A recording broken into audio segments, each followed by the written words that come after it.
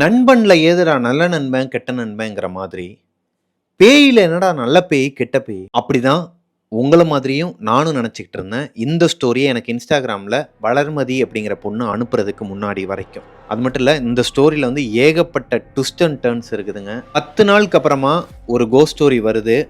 இத வந்து நம்ம கரெக்ட்டான ஒரு நல்ல ஒரு ஸ்டோரியா குடுக்கணும்னு நெனச்ச நேரத்தில தான், இப்படி ஒரு ஸ்டோரி எனக்கு Instagramல என்னோட கண்ல பட்டுச்சு. ஸோ, இன்னைக்கு டெவில்ஸ் கிச்சன் ஃபேன்ஸ் எல்லாருக்குமே ஒரு செம ட்ரீட்டுன்னு தான் சொல்லுவேன்.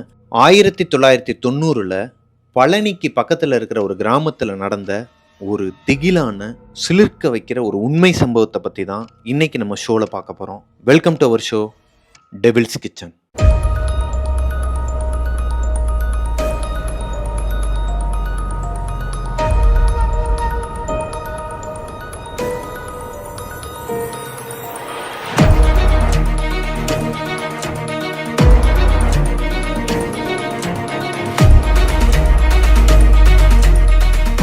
ஹலோ கோஸ்டீஸ், நான் உங்களோட பிரபாகரன். இன்னைக்கு நம்ம பார்க்க போற ஸ்டோரி பழனிக்கு பக்கத்துல இருக்கிற ஒரு கிராமத்துல, அந்த கிராமத்தோட நேம் வந்து வளர்மதிங்கிறவங்க மென்ஷன் பண்ண வேணாம் அப்படின்னு சொன்ன காரணத்தினால நான் மென்ஷன் பண்ணல. 1990ஸ்ல நடந்த ஒரு உண்மை சம்பவத்தை பத்தி தான் இன்னைக்கு நம்ம ஸ்டோரியில பார்க்க போறோம். இன்ஸ்டாகிராம்ல எனக்கு இந்த ஸ்டோரி அனுப்புன வளர்மதி அப்படிங்கிறவங்க ஒரு டாக்டர், இப்போ எம்பிபிஎஸ்ஸா இருக்கிறாங்க. அவங்களோட அப்பாவுமே ஒரு டாக்டர் தான். 1990ஸ்ல இவங்க பொறக்கிறதுக்கு முன்னாடி, அதாவது இவங்களுக்கு வந்து ஒரு அக்காவும் இருக்கிறாங்க. நான் கதைக்குள்ளேயே போயிடலாம். அப்படியே ஆர்டர் பை ஆர்டரா நான் சொல்லிக்கிட்டே வரேன். சுந்தரம், பவானி இவங்க 2 பேருமே வளர்மதியோட அப்பா, அம்மா. இவங்க 2 பேருக்கும் 1990ஸ்ல லவ் மேரேஜ் பண்ணி அவங்க ஊருக்கு கூட்டு போறாரு. சுந்தரமோட ஊர் வந்து பழனிக்கு பக்கத்துல இருக்கிற ஒரு கிராமம். அங்க பவானியை கூட்டு போகும்போது ஊர்க்காரங்க எல்லாருமே ஒரு மாதிரி வினோதமா பார்க்குறாங்க. பொதுவாகவே இந்த பட்டணத்துக்கு படிக்க போன ஒரு பையன், ஒரு வாழ்ந்த குடும்பம்பாங்க இல்லையா, அந்த ஊர்லேயே ஒரு பெரிய குடும்பத்தோட பையன் வெளியே தனியாக போயிட்டு ரிட்டர்ன் வரும்போது அந்த வண்டியில் வந்து ஒரு பொண்ணோட, அதுவும் மாலையும் கழுத்துமா இந்த தாலியோட வரும்போது எல்லாருமே வினோதமாக தான் பார்ப்பாங்க இல்லையா. அஸ் யூஸ்வல் அதே மாதிரி தான் இவங்களையும் எல்லாருமே ஒரு வினோதமாக பார்த்துருக்குறாங்க. சுந்தரம் அவரோட வீடை பற்றி சொல்லணும்னா, அவங்க ஊர்லேயே அவங்க வீடு தாங்க பெரிய வீடு. கீழே வந்து 3 பெட்ரூம், ஒரு ஹாலு, கிச்சனோட ஒரு பெரிய பிரம்மாண்டமான ஒரு அமைப்பில் இருக்கும். அப்படியே ஃபர்ஸ்ட் ஃப்ளோரில் பார்த்தீங்கன்னா ஒரு குடோன் மாதிரி இருக்கும். அந்த குடோனை தான் இவர் தான் ரெடி பண்ணி ஒரு இவரோட ரூம் மாதிரி செட் பண்ணி சின்ன வயசுலேருந்தே வச்சிருக்கிறாரு. ஆனால் இவர் வந்து இந்த மாதிரி சென்னைக்கு படிக்க போன காரணத்தினால, இவரோட தங்கச்சியும் கல்யாணமாகி பக்கத்து ஊரில் செட்டில் ஆன காரணத்தினால அவங்க அப்பாவும் அம்மாவும் மட்டும் வீட்டில் இருக்கிறாங்க. மேலே வந்து மெயின்டெனன்ஸே இல்லாமல் ஒரு மாதிரி பாலடைஞ்ச ஒரு பங்களா மாதிரி அங்கங்கே நூலாம்படையெல்லாம் இருக்கிற மாதிரி ஒரு ரூமுங்க. அதுக்கு ஆப்போசிட்லேயே இன்னொரு ரூமு, அட்டாச் பாத்ரூமோட ஒரு ரூமு, வெளியே ஒரு பாத்ரூம், காமன் பாத்ரூம் ப்ளஸ் ஒரு ஹால், பெரிய ஹாலு. அதுக்கு மேலே வந்து மொட்டை மாடிங்க. எதுவுமே கெட்டலை, அதெல்லாம் மொட்டை மாடியாக அவங்க யூஸ் பண்ணிகிட்ருக்குறாங்க. சுந்தரமோட அப்பாவும் அம்மாவும், சுந்தரமும் பவானியும் வீட்டு வாசல் வந்து இறங்கும்போது பவானியை வந்து வச்சக்கண்ணு வாங்காமல் ஒரு மாதிரி பார்த்துக்கிட்டே இருந்துருக்குறாங்க. அஸ் யூஸ்வல் எல்லா பேரண்ட்ஸுக்குமே ஒரு கோபம் வரும் இல்லையா, என்கிட்ட சொல்லாமல் கல்யாணம் பண்ணிட்டு வந்துட்டான் அப்படிங்கிற ஒரு வெறுப்பு இருக்கும் இல்லையா. அந்த ஒரு எரிக்கிற மாதிரியே அவங்க அம்மாவும் அப்பாவும் அந்த பவானியை வந்து பார்த்துருக்குறாங்க.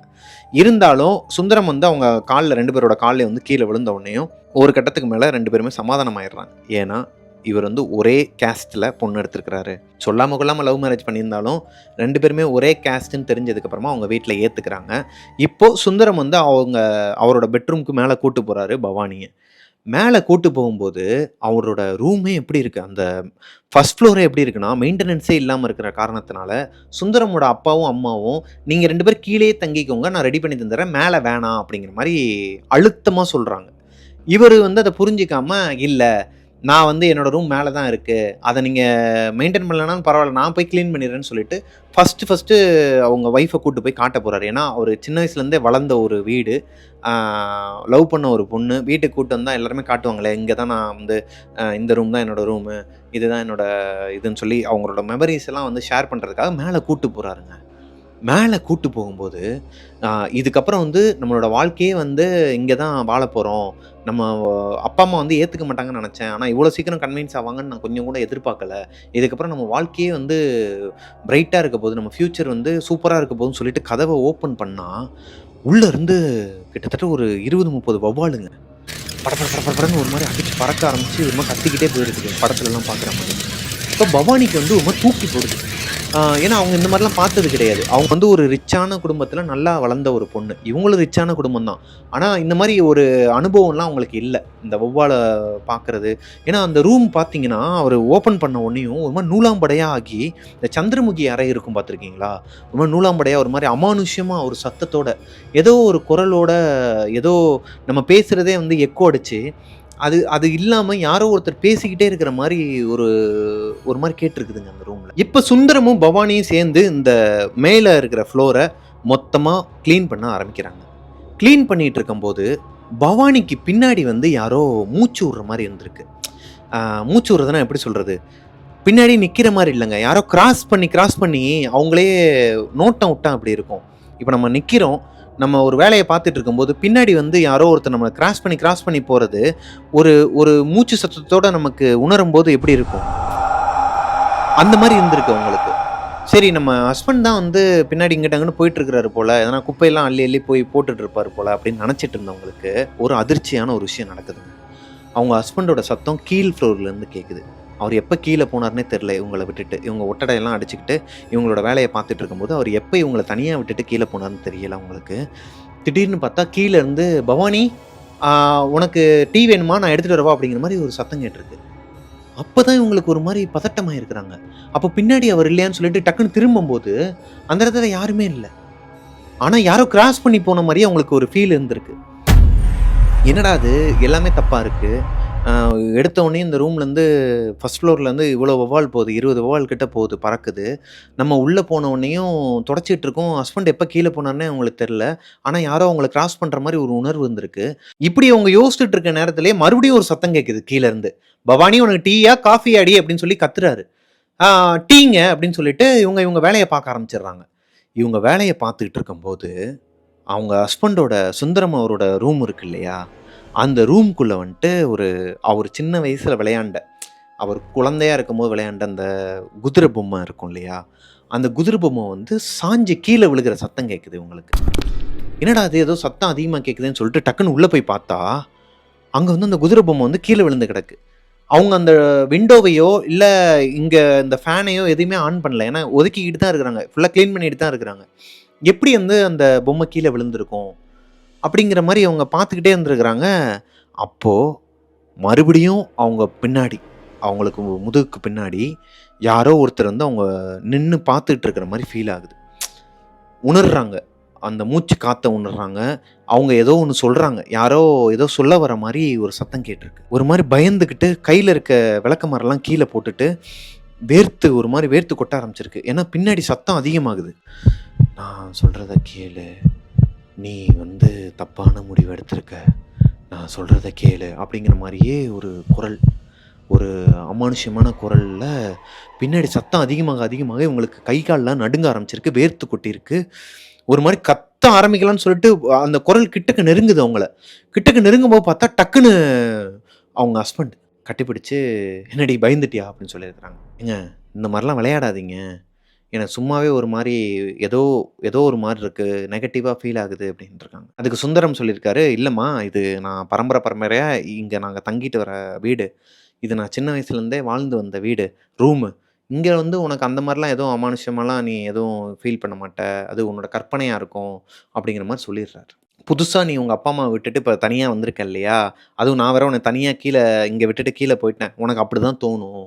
அதெல்லாம் ஒண்ணும் இல்லம்மான்னு சொல்லிட்டு அவரு சமாளிச்சிருக்கிறாரு. சரி ஓகேன்னு சொல்லிட்டு அவங்க டீ எல்லாம் குடிச்சிட்டு வீட ஓரளவுக்கு கிளீன் பண்ணிட்டு இருக்கிறாங்க. சுந்தரமோட அப்பா வந்து வாடா வயக்காட்டுக்கு போயிட்டு வரலாம்னு சொல்லிட்டு அவங்கள கீழ கூப்பிடுறாரு. சரிப்பா நான் வரேன்னு சொல்லிட்டு, ரொம்ப நாள் ஆச்சும்மா நான் போய் வயக்காடெல்லாம் பார்த்துட்டு வரேன். நம்ம இடத்தெல்லாம் பார்த்துட்டு வந்துர்றேன்னு சொல்லிட்டு, இப்போ பவானி அவங்கள தனியா வீட்ல விட்டுட்டு, சுந்தரம் அவங்க அப்பாவோட கிளம்பி வெளிய போயிடுறாரு. பவானி வந்து வீட்ட நல்லா கிளீன் பண்ணிட்டாங்க. பட் மாப் போடல. இப்ப மாப் போடுறதுக்காண்டி உள்ள போய் டேப்ப ஓப்பன் பண்ணி வாட்டர அந்த இதெல்லாம் பொடியெல்லாம் போட்டு ஓப்பன் பண்ணி விட்டுட்டு வந்திருக்கிறாங்க வெளிய. வெளிய வந்துட்டு கீழ அவங்க அம்மா கூப்பிட்டுருக்காங்க. யாரு? சுந்தரம் அவங்களோட அம்மா கூப்பிட்டுருக்காங்க. "பவானி இங்க ஒரு நிமிஷம் வரியாம்மா?" அப்படின்னு சொல்லி கூப்பிட்டுருக்காங்க. என்ன அத்தன்னு சொல்லிட்டு இவங்க மேல டேப்ப ஓப்பன் பண்ணி விட்டுருக்காங்க இல்லையா? அத மறந்துட்டு அப்படியே கீழ ஓடி போயி, என்ன அத்தன்னு சொல்லி அவங்ககிட்ட கேட்டுருக்காங்க. அவங்க ஒரு வேல சொல்லியிருக்காங்க. அத முடிச்சுட்டு, அத செஞ்சுட்டு இருக்கும்போதே, "ஐயய்யோ! அத்த மேல டேப்ப ஓப்பன் பண்ணி விட்டு வந்துட்டேன்" அப்படின்னு. "ஏம்மா என்னம்மா நீ? கவனமா இருக்க மாட்டியா? கூப்பிடும்போதே ஆஃப் பண்ணி விட்டு வர மாட்டியா? போய் பாரும்மான்னு" சொன்னோனயும் இவங்க வேகமா மேல ஓடி போய் பார்த்தா, டேப் வந்து குளோஸ்ல இருக்குதுங்க. டேப்லேருந்து தண்ணி வரல. ஸோ இவங்க போய் தட்டி பார்த்துருக்காங்க. ஒருவேளை தண்ணி கிண்ணி நம்ம ஃபுல்லாக எல்லாமே கீழே போயிட்டு டேங்க்கில் தண்ணி இல்லாமல் இந்த மாதிரி ஆயிடுச்சா, தொட்டியில் அப்போல்லாம் டேங்க் கிடையாது, தொட்டியில் வந்து தண்ணி இல்லாமல் இந்த மாதிரி ஆயிடுச்சா அப்படிங்கிற மாதிரி யோசித்துருக்குறாங்க. பார்த்தா யாரோ அந்த டேப்பை வந்து க்ளோஸ் பண்ணி வச்சிருக்காங்க. இவங்களுக்கு ஒரு சந்தேகம். இவங்க மட்டும்தான் மேல் ஃப்ளோரில் இருக்கிறாங்க. கீழே வந்து அவங்க மாமியார் மட்டும்தான் இருக்கிறாங்க. அவங்க மாமனாரும் ஹஸ்பண்டும் வெளியே போயிட்டாங்க. இப்போ யார் இந்த டேப்பை வந்து க்ளோஸ் பண்ணியிருப்பா? இவங்க யோசிச்சுக்கிட்டு நின்றுட்டு இருக்கும்போதே இவங்களுக்கு பின்னாடி மறுபடியும் அதே மாதிரி ஒரு மூச்சு காத்து. ஏதோ ஒன்று சொல்ல வராங்க.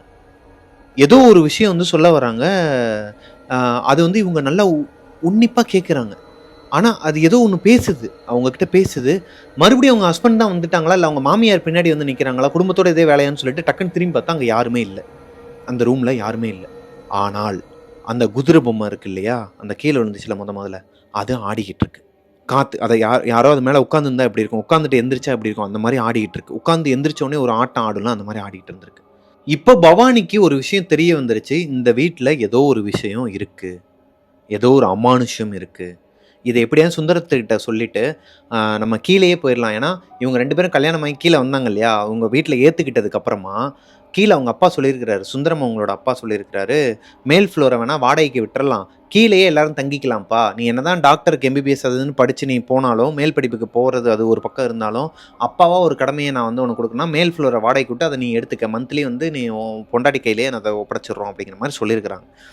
இப்போது பவானியும் அதை தான் சொல்கிறாங்க. சுந்தரம் அவர் வந்ததுக்கப்புறமா, காட்டுக்கு போயிட்டு வந்ததுக்கப்புறமா சொல்கிறாங்க, இந்த வீடு எனக்கு ஓகே தாங்க, மேலே வந்து வேணாம், ஏதோ தப்பாக இருக்குது, இங்கே ஏதோ ஒரு விஷயம் வந்து தப்பாக இருக்குது, நம்ம வேணால் கீழே எடுத்துக்கலாமா, கீழ் ஃப்ளோரை எடுத்துக்கலாமா அப்படின்னு சொல்லி கேட்டிருக்கிறாங்க. அப்பா சொன்ன மாதிரி மேலே வேணால் வாடகைக்கு விட்டுறலாம் அப்படின்னு சொல்லும்போது, அதெல்லாம் கிடையாதுமா, இங்கெல்லாம் எந்த ஒரு நெகட்டிவ் வைப்ரேஷனும் கிடையாது, இது நான் இப்பயும் சொல்கிறேன், நான் சின்ன வயசுலேருந்தே வளர்ந்து வந்த ஒரு வீடு, அதனால் நீ எதுவுமே பயப்படுற அளவுக்குலாம் ஒன்றும் இல்லை, நீ வந்து மைண்டை மாற்றிக்க, தனியாக இருக்கும்போது உனக்கு ஒரு மாதிரி ஃபீல் ஆச்சுன்னா கீழே போய் அம்மா கூட டைம் ஸ்பெண்ட் பண்ணு, நீ ஏன் தனியாக மேலே இருக்க அப்படிங்கிற மாதிரி சொல்கிறாரு. சரின்னு சொல்லிட்டு அவங்களும் விடுறாங்க. சரிங்க, அப்போ நீங்கள் சொல்கிற மாதிரி என்னோட இல்யூஷனாக கூட இருக்கலாம், எனக்கு தான் அந்த மாதிரிலாம் தோணுதா என்னன்னு தெரில, தனியாக தடவை தனியாக இருக்கனால அப்படி தோணலாம் மேபி அப்படிங்கிற மாதிரி சொல்லி, இங்கே வந்து ஒரு நெகட்டிவ் வைப் இல்லை அப்படின்னு சொல்லி முடிக்கும்போது வால் கிளாக் கீழே விழுந்து நொறுங்குதுங்க வீட்டுக்குள்ளே. அப்போ உங்க பதட்டத்தில் இவங்க நெகட்டிவ் வைப் இல்லைன்னு சொல்லிட்டு இருக்கும்போதே அந்த வால் கிளாக் கீழே விழுந்து நொறுங்கும் தெரியுமா ஒரு சவுண்டு, அதில் கத்துறாங்க. பயந்து போய் கத்துன உடனேயும் சுந்தரம் சொல்கிறார் அவங்கள பிடிச்சிக்கிட்டு, மாமா ஒன்றும் இல்லைம்மா, அந்த ஆணி கொஞ்சம் லூஸாக இருந்திருக்கு, அதனால தான் விழுந்திருக்கு, பழங்காலத்து வீடில் அப்படி தான் இருக்கும், இதுக்கெல்லாம் நீ பயப்படாத அப்படின்னு சொல்லி சமாதானப்படுத்துகிறார். இப்படியே ஒரு 6.5 மாதம் போகுதுங்க. இவங்க அம்மாவுக்கு வந்துட்டு, அதாவது இந்த பவானி இருக்காங்க இல்லையா, அவங்களுக்கு வந்து நிறையா விஷயங்கள் அந்த வீட்டில் நடக்குது. கிச்சனில் இருக்கும்போது வந்து யாரோ பெட்ரூமில் உட்காந்துருக்கிற மாதிரி இருக்கும், யாரோ வாசலில் நிற்கிற மாதிரி இருந்திருக்கு, யாரோ இவங்களை பின்தொடர்ற மாதிரி இருந்திருக்கு. இந்த மாதிரி விஷயங்கள்லாம் நிறைய கடந்து வந்து ஒரு 6 மாதத்துக்கு அப்புறமா அவங்க இப்போ மாசமாக இருக்கிறாங்க. 3 மாதம். ஃபஸ்ட்டு குழந்தை, அதாவது வளர்மதி கிடையாது, அவங்களோட அக்கா. ஃபஸ்ட்டு குழந்தை அவங்க அக்கா தான். அவங்க அக்கா வந்து வயிற்றுல 3 மாதமாக இருக்கும்போது இவங்க சுந்தரம் வந்து மேல் படிப்புக்காக மறுபடியும் ஃபாரினுக்கு போகிறாரு. இப்போது பவானி மட்டும்தான் வீட்டில் இருக்கணும், அதுவும் 3 மாதம் கர்ப்பிணியாக. அவங்க அப்பா அம்மா கிட்ட ஒப்படைச்சிட்டு அவர் கிளம்பி போகிறாரு. அவங்க எவ்வளவோ சொல்கிறாங்க, பவானி இல்லைங்க நீங்கள் இருங்க, இல்லைனா நானும் உங்கள் கூட வந்துடட்டுமா அப்படிங்கிற மாதிரிலாம் கேட்குறாங்க. இல்லைம்மா ஒன்றும் இல்லை, இந்த மாதிரி நிலமையில உன்னை கூட்டு போகிறது உனக்கு நல்லதில்லை எனக்கும் நல்லதில்லை, நீங்கள் வந்து நிம்மதியாக இரு, அப்பா அம்மா உன்னை பார்த்துப்பாங்கன்னு சொல்லிட்டு விட்டுட்டு போயிடுறாருங்க. இதுக்கப்புறம் தான் சம்பவமே ஆரம்பிச்சிருக்கு. இப்போது பவானி மட்டும்தான் வீட்டில் தனியாக இருக்கிறாங்க. அதாவது அவங்க ஃபஸ்ட் ஃப்ளோரில், அவங்க மாமனாரும் மாமியாரும் கீழே இருக்கிறாங்க. டாக்டர்லேயே மேல் படிப்பு படிக்கிறதுக்காக சுந்தரம் வந்து ஃபாரின் போயிடுறாரு. இந்த காலகட்டத்தில் பொதுவாகவே இந்த மாசமாக இருக்கிறவங்களுக்குலாம் உடம்பு வலிக்கிறது, கை கால்லாம் ரொம்ப வலிக்குங்க, கால்லாம் வீங்கிரும்னு சொல்லுவாங்க. அதே மாதிரி தான் பவானி அவங்களுக்கும் கால்லாம் ஒரு மாதிரி நீர் கோர்த்த மாதிரி வலி ரணமாக இருந்திருக்குதுங்க. கீழே போய் அவங்களோட மாமியார்கிட்ட கேட்குறாங்க, அம்மா எனக்கு காலம் கொஞ்சம் அமுக்கி விட்றீங்களா, உடம்பே கொஞ்சம் பிடிச்சி விட்றீங்களா, வலிக்கிற மாதிரி இருக்குது அப்படின்னு சொல்லும்போது, அம்மா நாங்களே சுகர் பேஷண்ட்டுமா, மாத்திரை போட்டு படுத்துருவேன், நான் வேறு மாத்திரை போட்டேனே, நான் நாளைக்கு உனக்கு அமுக்கி விடட்டுமா அப்படின்னு சொல்லிட்டு அவங்க சொல்கிறாங்க. ஐயோ ஒன்றும் இல்லை அத்தை, ஒன்றும் பிரச்சனை இல்லைன்னு சொல்லிட்டு இவங்க மேலே போயிடுறாங்க. மேலே போய் படுத்துடுறாங்க. அந்த வலியோடு தான் அன்றைக்கி படுத்துருக்குறாங்க. நைட்டு ஒரு 12:30 மணி இருக்கும். யாரோ அவங்க காலை வந்து பிடிச்சி விட்டுட்டு இருந்துருக்குறாங்க. இவங்க லைட்டாக கண்ணை முழிச்சு பார்த்துருக்குறாங்க. லைட்டாக கண்ணு முழிக்கும்போது மாமியார் தான் வந்து அமுக்கிட்டு இருக்கிறாங்க போல். அப்போ தான் வந்து மாத்திரை போட்டு தூங்கிட்டேன்னு சொன்னாங்க இல்லையா, தூங்கி எந்திரிச்சு வந்து அமுக்குறாங்க போல், மாமனாரும் வந்திருக்காரு போலன்னு சொல்லிட்டு. ஏன்னா சத்தம் கேட்குது, உட்காந்துரு ஏதோ ஒரு அமானுஷ்யமாக ஒரு சத்தம் கேட்குது, பேசிக்கிட்டே கால் அமுக்கிற மாதிரி இருக்குதுங்க அவங்களுக்கு. முழிச்சு பார்த்தா அந்த இடத்துல யாருமே இல்லை. ஒரு கருப்பு உருவமோ வெள்ளை உருவமோ எதுவுமே கிடையாது. ஆனால் இவங்க கால் அமுக்கிற ஃபீல் இருக்குது. இப்போ உங்கள் கால் அமுக்குனா ஒரு ஃபீல் இருக்கும் தெரியுமா? இப்போ ஸ்டார்டிங்கில் தொடையில் ஆரம்பித்து பாதம் வரைக்க அமுக்குனா ஒரு ஃபீல் இருக்கும்ல, அந்த ஃபீல் இருந்திருக்கு. யாரோ அமுக்கியிருக்கிறாங்க காலை. ஏன்னா இவங்களோட பெட்டில் பார்த்துருக்குறாங்க, அந்த கால் வைக்கிற இடத்துல வந்து கால் வந்து கொஞ்சம் மேலே, கொஞ்சம் லைட்டாக மேலே தூக்கி ஏரில் இருந்திருக்கு. மடியில் வச்சா எந்த அளவுக்கு ஒரு கேப் இருக்குமோ அந்த கேப்பில் இருந்திருக்கு. இதை பார்த்த பவானிக்கு ஒரு மாதிரி புல்லரிச்சிருக்குதுங்க. கத்தவும் முடியல அவங்களால. குழந்தைக்கு எதனா ஆயிருமோன்னு பயப்படுறாங்க. இங்கே யாரோ உட்காந்துருக்குறாங்க, ஏதோ இந்த வீட்டில் ஆல்ரெடி ஏதோ ஒரு நெகட்டிவ் வைப் இருக்குங்கிறது அவங்களுக்கு தெரிஞ்சிருச்சு. யாரோ ஒரு ஆவி இருக்குங்கிறது அவங்களுக்கு தெரிஞ்சிருச்சு. இருந்தாலும் இப்போ கத்தலை. அவங்க குழந்தைக்காண்டி பயந்துக்கிட்டு அவங்க மாமியாரை கூப்பிட்டாலும் அவங்களும் தூங்கிட்டு இருப்பாங்க. அப்படியே கண்ணை மூடி முருகா முருகான்னு சொல்லிட்டு படுத்து தூங்கி இருக்கிறாங்க அன்னைக்கு நைட்டு. அடுத்த நாள் காலையில் அவங்க மாமியார்கிட்ட போய் இந்த விஷயத்த சொல்லியிருக்கிறாங்க. மா, மேலே ஏதோ இருக்குமா, தப்பாக இருக்குது அப்படின்னு சொன்னோடனே அவங்க ஒரு மாதிரி முழிச்சிருக்கிறாங்க. இல்லைம்மா, அப்படிலாம் எதுவும் இருக்காதே, என்னம்மா சொல்கிற, நீ எதனா கற்பனை பண்ணியிருப்ப அப்படின்னு சொல்லி அவங்களோட மொழியே சரியில்லை. இவங்க சொல்கிறாங்க, யாரோ நைட்டு உட்காந்து எனக்கு கால் அமுக்கி விட்டாங்கம்மா அப்படின்னு. என்னப்பா சொல்கிறேன்னு சொல்லிட்டு ஒரு சுந்தரமோட அப்பாவும் உள்ள ரூமில் இருந்தவரும் வேமா வந்திருக்கிறாரு. அப்படிலாம் எதுவுமே கிடையாதுமா, நீ எதனா உனக்கு அப்படி ஃபீல் ஆச்சுன்னா சொல்லு, நாங்கள் வந்து இதெல்லாம் போடுறோம், சாம்பிராணி புகைலாம் போட்டு உனக்கு ரெடி பண்ணி கொடுக்குறோம், இல்லை நீ கீழே கூட படுத்துக்கோயேன் அப்படிங்கிறாங்க. ஆனால் இவங்களுக்கு அன்கம்ஃபர்டபுளாக இருக்கும். அவங்க கூட கீழே தங்குறது ஒரு மாதிரி அன்கம்ஃபர்டபுளாக அவங்களுக்கு ஃபீல் ஆகிருக்கு போல். அதனால் மேலேயே நான் இருக்கிறேம்மா, பரவாயில்ல. ஏன்னா அவங்க ஹஸ்பண்ட் ஞாபகார்த்தமாக அந்த ரூமில் இருக்கணும்னு நினைப்பாங்க யாராக இருந்தாலும் அந்த மாசமாக இருக்கும்போது. அது மாதிரி தான் இவங்களும் நினச்சிருக்கிறாங்க. 2வது நாள் நைட்டு இவங்க நல்லா நைட்டு தூங்கிட்டு இருக்கும்போது அதே ஒரு 11 to 12க்குள்ளே இவங்க தலையை வந்து யாரோ சொரிஞ்சிட்டு இருக்கிற மாதிரியே ஃபீல் ஆகிருக்குது. என்னடா அது ஏதோ ஒரு மாதிரி இருக்குன்னு சொல்லிட்டு டக்குன்னு முழிச்சு பார்த்தா இவங்களோட முடியெல்லாம் முன்னாடி இப்படி கிடந்திருக்குங்க. இவங்க படுத்து தான் இருக்கிறாங்க, தூங்குறாங்க, இப்படி பெட்டில் படுத்து இப்படி தூங்குறாங்க. அப்படின்னா இவங்களோட முடியெல்லாம் முன்னாடி போட்டு இவங்க முடியை இப்படி விளக்குதுங்க. ஆனால் ஒரு கையோ ஒரு உருவமோ இவங்க கண்ணுக்கு தெரியல. ஆனால் இவங்க முடி இப்படி இப்போ கால் அமுக்கினது கூட ஒரு உணர்வு அப்படின்னு வச்சுக்கோங்களேன். இந்த முடியை இப்படி எடுக்கிறாங்க, இப்படி முடியை இப்படி எடுத்து அழகாக தலையில் வந்து மசாஜ் பண்ணுற மாதிரி ஒரு மாதிரி பண்ணி விட்டுருக்குறாங்க. இவங்களுக்கு ஒரு மாதிரி, எனக்கு இப்போ சிலிர்க்குதுங்க அதை சொல்லும்போது கூட. ஒரு மாதிரி பயமாகவும் இருக்குது. அதே நேரத்தில் அவங்களால இது நல்ல பேயாக இருக்கும் போலே, டெய்லி வந்து கால் அமுக்கி விடுது, தலையெல்லாம் இந்த மாதிரி நமக்கு மசாஜ்லாம் பண்ணி விடுறத பார்த்தா. ஆனால் இது எதுக்காண்டி இந்த மாதிரி பண்ணணும், இது யார் அப்படிங்கிற ஒரு குழப்பத்திலே வந்து அன்றைக்கி நைட்டும் தூங்கிடுறாங்க. அது மட்டும் இல்லைங்க, ஒரு நாள் எண்ணெயில் வழுக்கி விழுக போன இவங்களை அந்த அந்த ஆவி தான் காப்பாற்றிருக்கு. வழுக்கி விழுந்திருந்தாங்கன்னா அன்றைக்கே இவங்களுக்கு அபாஷன் ஆகிருக்கும். எண்ணெயில் வழுக்கி போனவங்களை யாரோ ஒருத்தவங்க தாங்கி பிடிச்ச மாதிரி இருந்திருக்குதுங்க. அந்த ஒரு செகண்டில் இவங்க டக்குன்னு யாரோ பிடிச்ச உடனே டக்குன்னு எந்திரிச்சிருக்கிறாங்க. இப்போ யாராச்சும் நம்ம வலிக்கு விழுங்கும்போது பிடிச்சாங்க அப்படின்னா டக்குன்னு நம்ம எந்திரிச்சிருவோம் இல்லையா, அந்த மாதிரி ஊனி நின்றுருக்குறாங்க. இவங்களுக்கு தோணியிருக்கு, யாரோ இப்போ என்னை பிடிச்சாங்க, யாரோ இப்போ என்னை பிடிச்சாங்க, யாருன்னு சொல்லிட்டு அங்கே அந்த வீட்டில் தனியாக கத்திருக்கிறாங்க. அந்த மேலே ஃபர்ஸ்ட் ஃப்ளோரில் இவங்க கத்துனதை பார்த்துட்டு இவங்க மாமனார் மாமியார் மேலே வந்துட்டு என்னமாச்சுன்னு சொல்லி கேட்கும்போது இவங்க அழுக ஆரம்பிச்சிருக்கிறாங்க. யாரோ இருக்கிறாங்க, நீங்கள் பொய் சொல்கிறீங்க, இங்கே யாரோ இருக்கிறாங்க, எனக்கு தெரியும், இப்போ நான் கீழே விழுக போனேன் அத்தை, என்னை பிடிச்சாங்க, இப்போ என் குழந்தை உசுரையும் என்னையும் காப்பாற்றினதே அந்த ஆவி தான், யாருன்னு சொல்லுங்க, எதனால் அவங்க இந்த வீட்டில் இருக்கிறாங்க, அது நல்ல பேயா இல்லை கெட்ட பேயானே என்னால் எனக்கு தெரில, எனக்கு ஒன்றுமே புரியல, சொல்லுங்கன்னு சொல்லும்போது அதெல்லாம் ஒன்றும் இல்லைம்மான்னு சொல்லிட்டு மறுபடியும் அவங்க சொன்ன அதே வார்த்தையை சொல்லியிருக்கிறாங்க. உன்னோட கற்பனை தான்மா, நீ வேணா கீழே வந்து தங்கிக்கம்மா, இங்கே யாரும் இல்லைம்மான்னு சொல்லிட்டு அவங்க போயிட்டாங்க. இப்படியே ஒரு 2 மாதம் போகுது. சுந்தரம் வந்து லீவில் வராரு வீட்டுக்கு. வீட்டுக்கு வரும்போது இவங்க ஒய்ஃப் வந்து அழுதுகிட்டு இருக்கிறாங்க மேலே. வரும்போது இவர் என்னம்மா ஏம்மா அழுதுகிட்டு இருக்க, பிள்ளை தச்சு பிள்ளை அழுகக்கூடாதுன்னு சொல்லி கேட்கும்போது இவங்க அழுதுகிட்டே சொல்கிறாங்க, என் பிள்ளை மேலே சத்தியம், நீங்கள் உங்கள் கையை கொடுங்கன்னு சொல்லிட்டு வயிற்றில் வச்சுட்டு இந்த வீட்டில் என்ன நடந்துச்சுங்கிறத என்கிட்ட சொல்லுங்கள், இங்கே இந்த ரூமில் வந்து ஏதோ ஒன்று இருக்குது எனக்கு தெரியும் அப்படின்னு சொல்லிட்டு நடந்தது எல்லாத்தையுமே சொல்லும்போது அவங்க அப்பா ஒரு விஷயத்த ஸ்டார்ட் பண்ணுறாருங்க. 1987 இந்த பழனிக்கு பக்கத்தில் இருக்கிற கிராமத்தில் வசிக்கிற சுந்தரத்தோட குடும்பத்துக்கு ஒரு வரலாறு இருக்குங்க.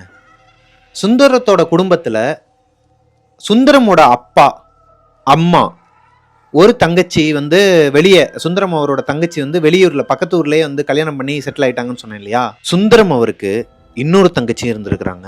அவங்க பேரு லட்சுமி. சுந்தரத்தோட தங்கச்சி, மூத்த தங்கச்சி கல்யாணம் பண்ணாங்க இல்லையா ஒருத்தவரை, அவரோட தம்பியை தான் லட்சுமி உயிருக்கு உயிரா 1.5 வருஷமா லவ் பண்ணிட்டு இருந்திருக்கிறாங்க.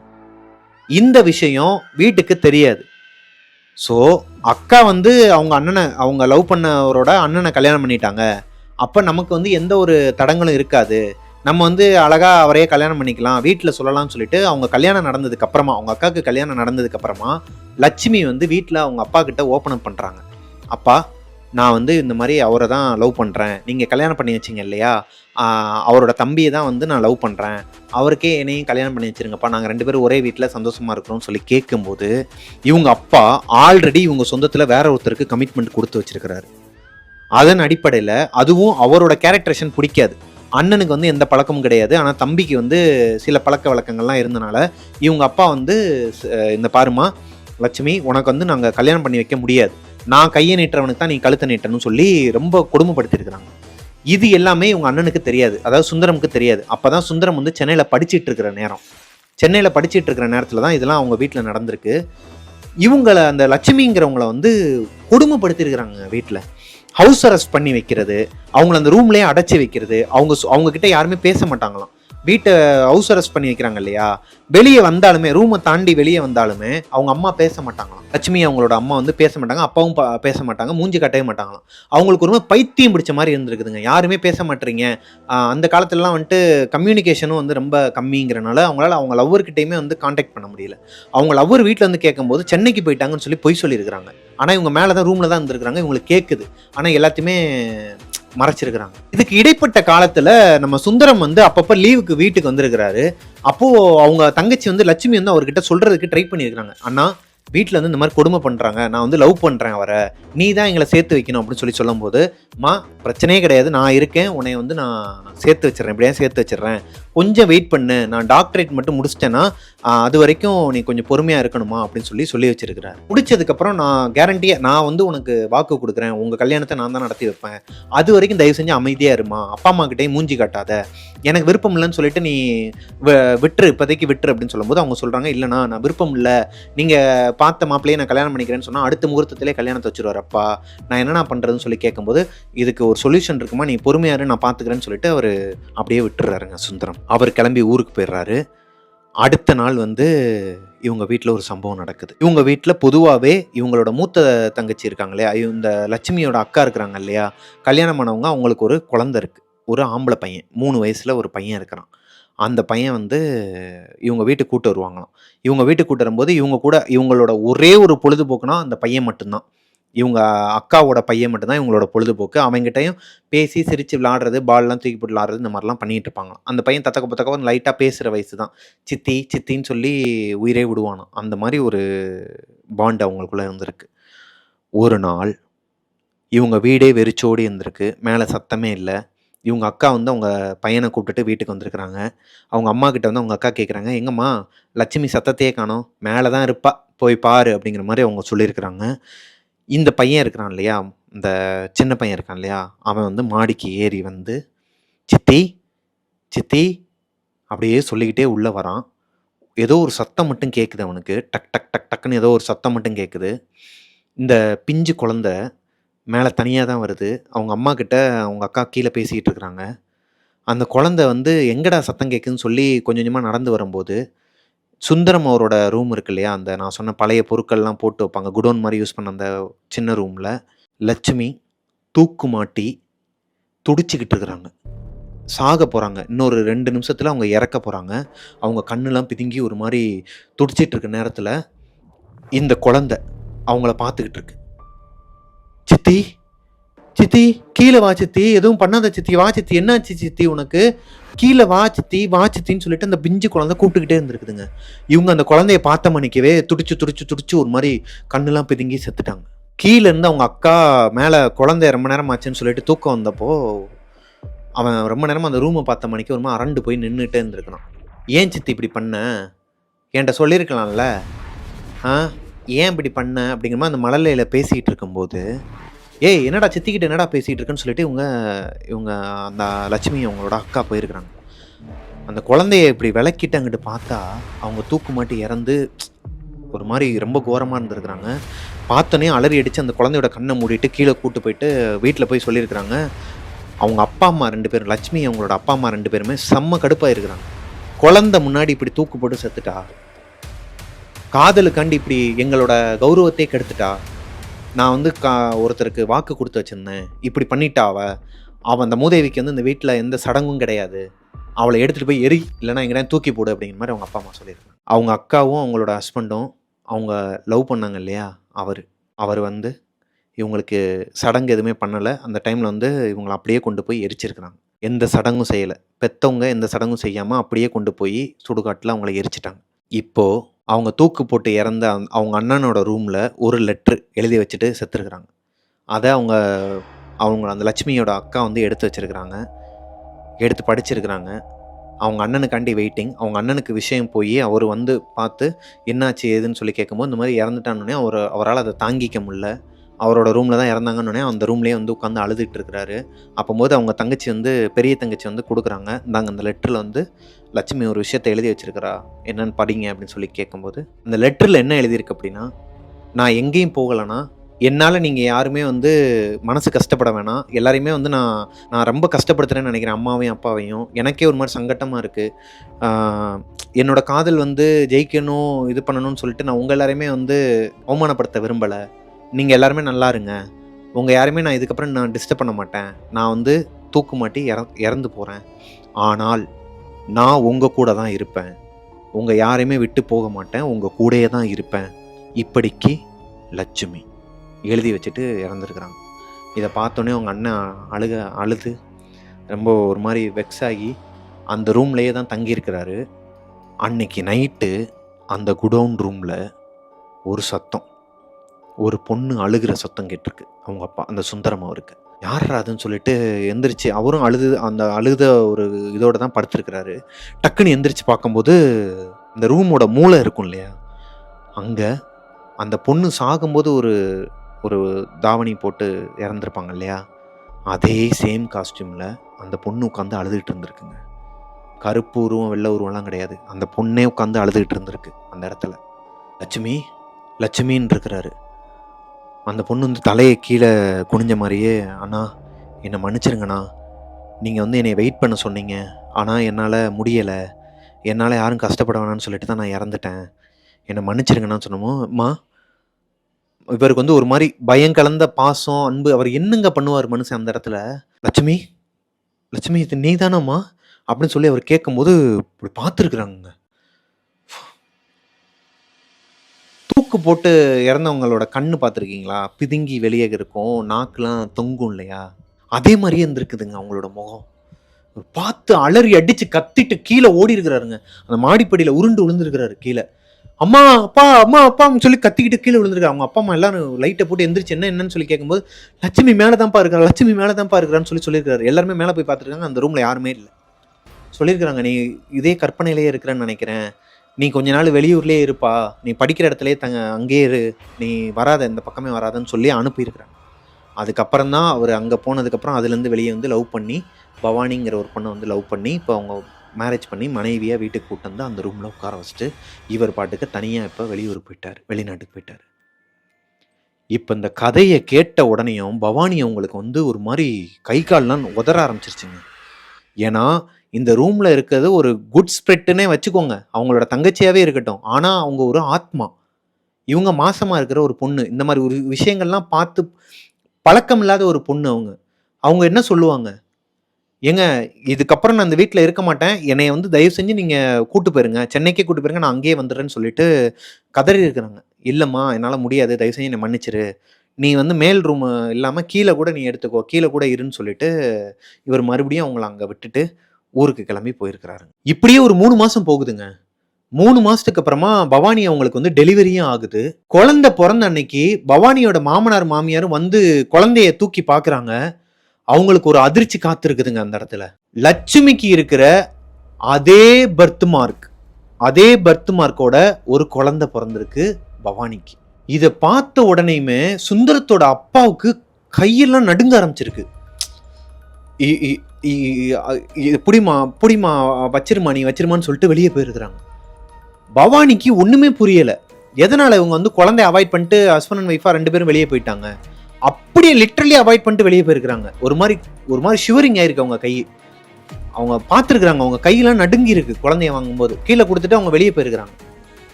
ஸோ சுந்தரம் வந்துடுறாரு. ஒரு ஒரு ஒரு காமன் நேரத்துல வந்து சுந்தரம் அங்கே ரீச் ஆயிடுறாரு, ஹாஸ்பிட்டலுக்கு வந்துடுறாரு. வந்தோடனே குழந்தைய தூக்கி கொஞ்சிட்டு இருக்கும்போது, லட்சுமி லட்சுமி மறுபடியும் நீயே வந்திருக்கியாம்மா, என் தங்கமே என் செல்லமேன்னு சொல்லி கொஞ்சிட்டு இருக்கும்போது, இவங்க அம்மா லைட்டா அந்த பவானி அவங்க வந்து லைட்டா கண்முழிச்சுங்கிட்டு பார்க்கும்போது, லட்சுமியா ஏங்க ஒரு நிமிஷம் இருங்க, என்ன சொல்றீங்க அப்படின்னு சொல்லும்போது, ஆமாம்மா என் தங்கச்சிக்கு இருக்கிற அதே பர்த் மார்க்கோட நம்ம குழந்தை பிறந்திருக்கிறா, இவளுக்கும் லட்சுமினே பேர் வச்சிடலாமான்னு சொல்லி கேட்டிருக்கிறாரு மனுஷன். இப்போ அவங்க அம்மாவுக்கும் தூக்கி போடுது. இப்பதான் அவங்களுக்கு புரியுது மாமனார் மாமியார் எதுக்கு ஷிவரிங் ஆகி பயந்து ஓடினவங்கன்னு. அவங்க அன்னைக்கு வரைக்கும் அடுத்து இவர் வந்ததுலேருந்தே அவங்க வெளியே தான் உட்காந்து இருந்திருக்கிறாங்க ஹாஸ்பிட்டல்ல. இப்போ சுந்தரத்தோட அப்பா அம்மா 2 பேருமே அவங்களோட தப்பை உணர்ந்துடுறாங்க. வந்து சுந்தரத்தை கட்டிப்பிடிச்சு அழுது இருக்கிறாரு அவங்க அப்பா. என்னை மன்னிச்சிருப்பா, என்னால தான் வந்து லட்சுமி இறந்துட்டா, அதுக்கு பிராய்ச்சித்தமா இந்த குழந்தைய வந்து எங்ககிட்ட கொடுங்க, உன்னோட பெண் குழந்தைய என்கிட்ட கொடு, நான் வளர்க்குறேன் அப்படின்னு சொல்லி அவங்க தாத்தாவும் பாட்டியும் கெஞ்சி காலில் விழுகாத குறையா கேட்டதுக்கப்புறம் பவானியும் ஓகே சொல்லியிருக்கிறாங்க, இவரும் சுந்தரமும் ஓகே சொல்லியிருக்கிறாங்க. அப்புறமா அவங்க வந்து அந்த குழந்தைய அவங்களோட பேத்தியை அவங்களோட மகளாக நினச்சி ரொம்ப நல்லா வளர்த்துருக்குறாங்க. ஸோ ஒரு 5 வருஷம் அப்படியே போயிடுது. 5 வருஷத்துக்கு அப்புறமா இந்த கதையை நமக்கு அனுப்புனாங்க இல்லையா வளர்மதி இன்ஸ்டாகிராமில், இப்போ இந்த கதையை எனக்கு சொன்னவங்க அவங்க பிறக்கிறாங்க. அவங்க பிறந்து ஒரு கிட்டத்தட்ட ஒரு ஒரு 2 வருஷத்துக்கு அப்புறமா ஒரு சம்பவம் நடக்குதுங்க. என்ன அப்படின்னா, இப்போ இவங்க அப்பா வந்து மேல் படிப்பை படித்து முடிச்சிட்டாரு. அவங்க ஊருக்கு பக்கத்து ஊர்லேயே ஒரு கிளினிக்கோட வீடு ஆரம்பிக்கிறார். வீட்டிலேயே கிளினிக் இருக்கும் இல்லையா, கீழே கிளினிக் மேலே வீடு மாதிரி செட் பண்ணி சூப்பராக ஒரு விஷயத்த ஆரம்பிக்கிறாரு. இவங்க இங்கே இருக்கிற காரணத்தினால இவங்க அக்கா வந்து நீ இங்கே வந்துரு, அதான் இங்கே வீடு கட்டிட்டோம்ல, நீ எதுக்கு அங்கே இருக்கணும்னு சொல்லிட்டு இவங்க தாத்தா பாட்டி, அதான் சுந்தரத்தோட அப்பா அம்மா வீட்டில் தான் அவங்க வளர்ந்துட்டு இருக்கிறாங்க. அவங்க அக்காவை கூப்பிட்டுட்டு, அதாவது சுந்தரத்தோட பொண்ணை கூப்பிட்டுட்டு, மூத்த பொண்ணை கூப்பிட்டுட்டு இவங்க வீட்டுக்கு வந்திருக்கிறாங்க. அன்னைக்கு நைட்டு செம்ம ஃபீவர் அந்த பொண்ணுக்கு. அதாவது இந்த பர்த் மார்க்கோட பிறந்தாங்க இல்லையா, லக்ஷ்மியோட பர்த் மார்க்கோட பிறந்த இந்த வளர்மதியோட அக்காவுக்கு செம்ம ஃபீவராம். 108க்கு மேலே போகுதான். அவங்க கிளினிக்லேயே வச்சு பார்க்குறாங்க, அவங்களால கண்ட்ரோல் பண்ணவே முடியலையாம்.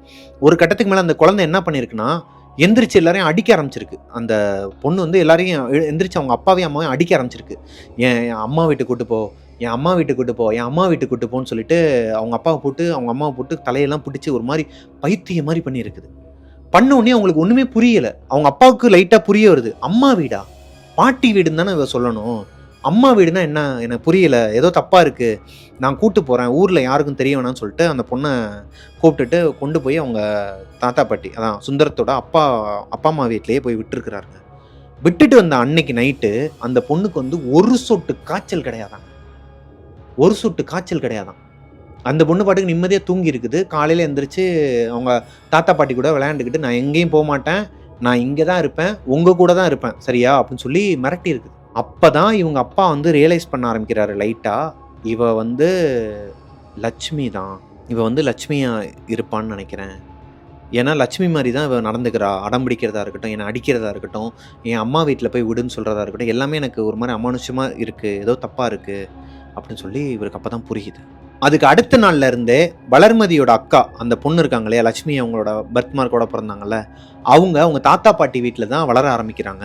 இந்த பொண்ணு வளர்மதி வந்து ஒவ்வொரு வீக்கெண்ட்லையுமே அவங்க வீட்டுக்கு போய் அவங்க அக்காவை பார்க்கறது, அவங்க கூட விளையாடுறது, இந்த மாதிரி வேலையெல்லாம் பண்ணியிருக்கிறாங்க. அப்படி ஒரு வீக்கெண்டில் போன வளர்மதிக்கு ஒரு அதிர்ச்சி காத்திருந்து.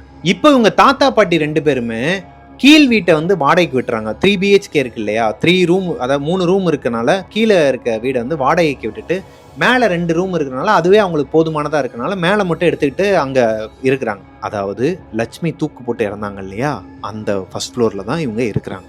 அந்த பெட்ரூமில் தான் இந்த பொண்ணு, அதாவது நம்ம பர்த் மார்க்கோட பிறந்தாங்க இல்லையா மூத்த பொண்ணு, அவங்க அந்த பெட்ரூமில் தான் படுத்து தூங்குவாங்களாம் எப்பயுமே. இந்த பொண்ணு வீக்கெண்டில் வளர்மதி அங்கே போனவங்க அவங்க அக்கா கூட விளாண்டுட்டு நைட்டு வந்து அவங்க ரூமில் வந்து தூங்கிட்டு இருந்திருக்கிறாங்க. நல்லா தூங்கிட்டு இருக்கும்போது ஒரு நைட்டு ஒரு 11:30 12க்குள்ளங்க ஒரு யாரோ இவங்களுக்கு பின்னாடி வந்து படுத்த மாதிரி ஃபீல் ஆயிருக்குது. இந்த பொண்ணுக்கு சரி அக்கா தான் வந்திருக்கா போல அப்படின்னு சொல்லிட்டு கண்ணை திறக்கவே இல்லை, அப்படியே படுத்துருந்துருக்குறாங்க. ஒரு 2 நிமிஷம் கழிச்சு முன்னாடி ஒருத்தர் வந்து படுத்த ஃபீல் இருந்திருக்குதுங்க. அந்த லைட் வெளிச்சத்துக்கு இப்படி யாரோ முன்னாடி வந்து படுத்த மாதிரி இருந்திருக்கு, ஃபீல் ஆயிருக்கு பக்கத்தில் படுக்கும்போது. கண்ணை திறந்து பார்க்கும்போது பின்னாடி தான் என்ன ஒரு குழப்பத்தில் திறந்து பார்த்துருக்குறாங்க, முன்னாடி அவங்க அக்கா. அவங்க அக்கா படுத்துருக்குறாங்க. ஸோ இவங்க வந்து அரை தூக்கத்தில் இருக்கனால அவங்க அக்காவை ஹக் பண்ணிவிட்டு அப்படியே கட்டிப்பிடி தூங்கியிருக்கிறாங்க. ஒரு 2 நிமிஷம் கழித்து இவங்களுக்கு பின்னாடி முதுகில் வந்து ஒரு மூச்சு சத்தம், ஒரு பெருமூச்சு விடுற மாதிரி ஒரு சத்தம் கேட்டிருக்கு. இந்த பொண்ணுக்கு ஒரு மாதிரி அள்ளு விட்டுருக்கு. முன்னாடி அக்காவை கட்டிப்பிடிச்சு படுத்துருக்கோம், இப்போ நமக்கு பின்னாடி யார் இருக்கிறா? கண்ணை மெதுவாக திறந்து பார்த்துருக்குறாங்க. முன்னாடி அவங்க அக்கா தூங்கிட்டு இருந்துருக்குறாங்க. மெதுவாக கையை எடுத்துட்டு பின்னாடி திரும்பி பார்த்த அந்த பொண்ணுக்கு அவங்க அத்தை தூக்கு மாட்டி இறந்தாங்க இல்லையா லட்சுமி, அவங்க பக்கத்தில் படுத்துருக்குறாங்க. படுத்திருந்துட்டு ஒரு ஸ்மைல் பண்ணியிருக்கிறாங்க, தூங்கலையாப்பா அப்படின்ட்டு. இந்த குழந்தைக்கு எப்படி இருக்கும்? அவங்க அத்தை இறந்துட்டாங்க, அந்த ஃபோட்டோக்கெலாம் மாலை போடுறாங்க, எல்லா விஷயமும் இந்த பொண்ணுக்கு தெரியும் குழந்தைக்கு. அப்படிப்பட்ட ஒருத்தர் பக்கத்தில் படுத்து சிரிச்சுக்கிட்டு தூங்கலையான்னு கேட்டால் எப்படி இருக்கும் அந்த குழந்தைக்கு? அலறி அடித்து எந்திரிச்சு ஓடி போய் அவங்க தாத்தா பாட்டி வந்து ஹாலில் டிவி பார்த்துக்கிட்டே அங்கனே பெட்ஷீட்லாம் போட்டு பெட்லாம் போட்டு படுத்துருவாங்களாம் அந்த சோஃபா பக்கத்துலேயே. அவங்க பாட்டியை போய் பாட்டியோட சேலைக்குள்ளே போய் படுத்துக்கிட்டு கண்ணு மூடி இருக்கலாக கட்டி பிடிச்சிட்டு தூங்கியிருக்கிறாங்க, படுத்து இருந்துருக்குறாங்க. அவங்க பாட்டி கேட்குறாங்களாம், வளர்மதி என்னம்மா ஆச்சு, ஏம்மா இப்படி அலறி அடிச்சுட்டு ஓடி வர அப்படின்னா, இல்லை ஒன்றும் இல்லை பாட்டின்னு சொல்லிட்டு நீ தூங்குன்னு சொன்னேன்னா அவங்களும் சுகர் பேஷண்ட்டு மாத்திரை போட்டு தூங்கிட்டு இருந்தாங்க. இந்த பொண்ணு லைட்டாக அந்த சேலையை விளக்கிட்டு பார்த்துருக்குதுங்க. அந்த இவங்க அத்தை அங்கே நின்றுட்டு இருந்தாங்களாம், நம்ம அந்த அவங்க அப்பாவோட வாசலில் தூக்கப்பட்டு இருந்தாங்களா அந்த ரூமோட வாசலில் நின்றுக்கிட்டு, வாடா தங்கம் தூங்கலாம் வாப்பா அப்படின்னு சொல்லி கூப்பிட்டுருக்குறாங்க. இவங்களுக்கு ஒரு மாதிரி என்ன சொல்கிறேன்னு தெரியாமல் ஒரு மாதிரி வீசிங் வர மாதிரி வந்து டக்குன்னு கண்ணை மூடி தூங்கியிருக்கிறாங்க. அன்னைக்கு காலையில் லேட்டாக தான் எந்திரிச்சிருக்கிறாங்க. வீட்டில் யாருமே இல்லை, அவங்க அக்கா தான் இருந்திருக்கிறாங்க, டிவி பார்த்துட்டு வந்துருக்குறாங்க. அவங்க அக்கா வந்து கேட்டிருக்கிறாங்க, என்னடி எதுக்குடி நைட்டு வந்து ஏதோ அலற சத்தம் கேட்டுச்சு அப்படின்னு சொல்லி கேட்கும்போது, நான் உன்ட்ட ஒரு விஷயம் சொல்லவா, அந்த ரூமில் வந்துட்டு அத்தை இருக்கிறாங்க, என்னை வந்து வா தூங்க வைக்கிறேன்னு சொல்கிறாங்க, இதை சொன்னால் நீ பயந்துடக்கூடாது அப்படின்னு சொல்லி வளர்மதி சொல்லியிருக்கிறாங்க அவங்க அக்கா கிட்ட. அதுக்கு அவங்க அக்கா சொல்லியிருக்கிறாங்க, என்னடி இப்படி பேசுகிற, அத்தை தான் என்னை வந்து தூங்க வைப்பாங்க, அத்தை கூட தான் நான் விளாடுவேன், சின்ன வயசுலேருந்தே அவங்க தான் என்னை வந்து வளர்த்துக்கிட்டு இருக்கிறாங்க, தெரியாதா உனக்கு அப்படின்னு சொல்ல இந்த பொண்ணுக்கு ஒரு மாதிரி பக்குன்னு தூக்கி போட்டுருச்சு வளர்மதிக்கு. போங்கடா நீங்களும் உங்கள் வீடும், நான் அப்பா கிட்டே போகிறேன்டான்னு சொல்லிட்டு அங்கேருந்து கிளம்பி வீட்டுக்கு ஓடி போயிடுச்சு.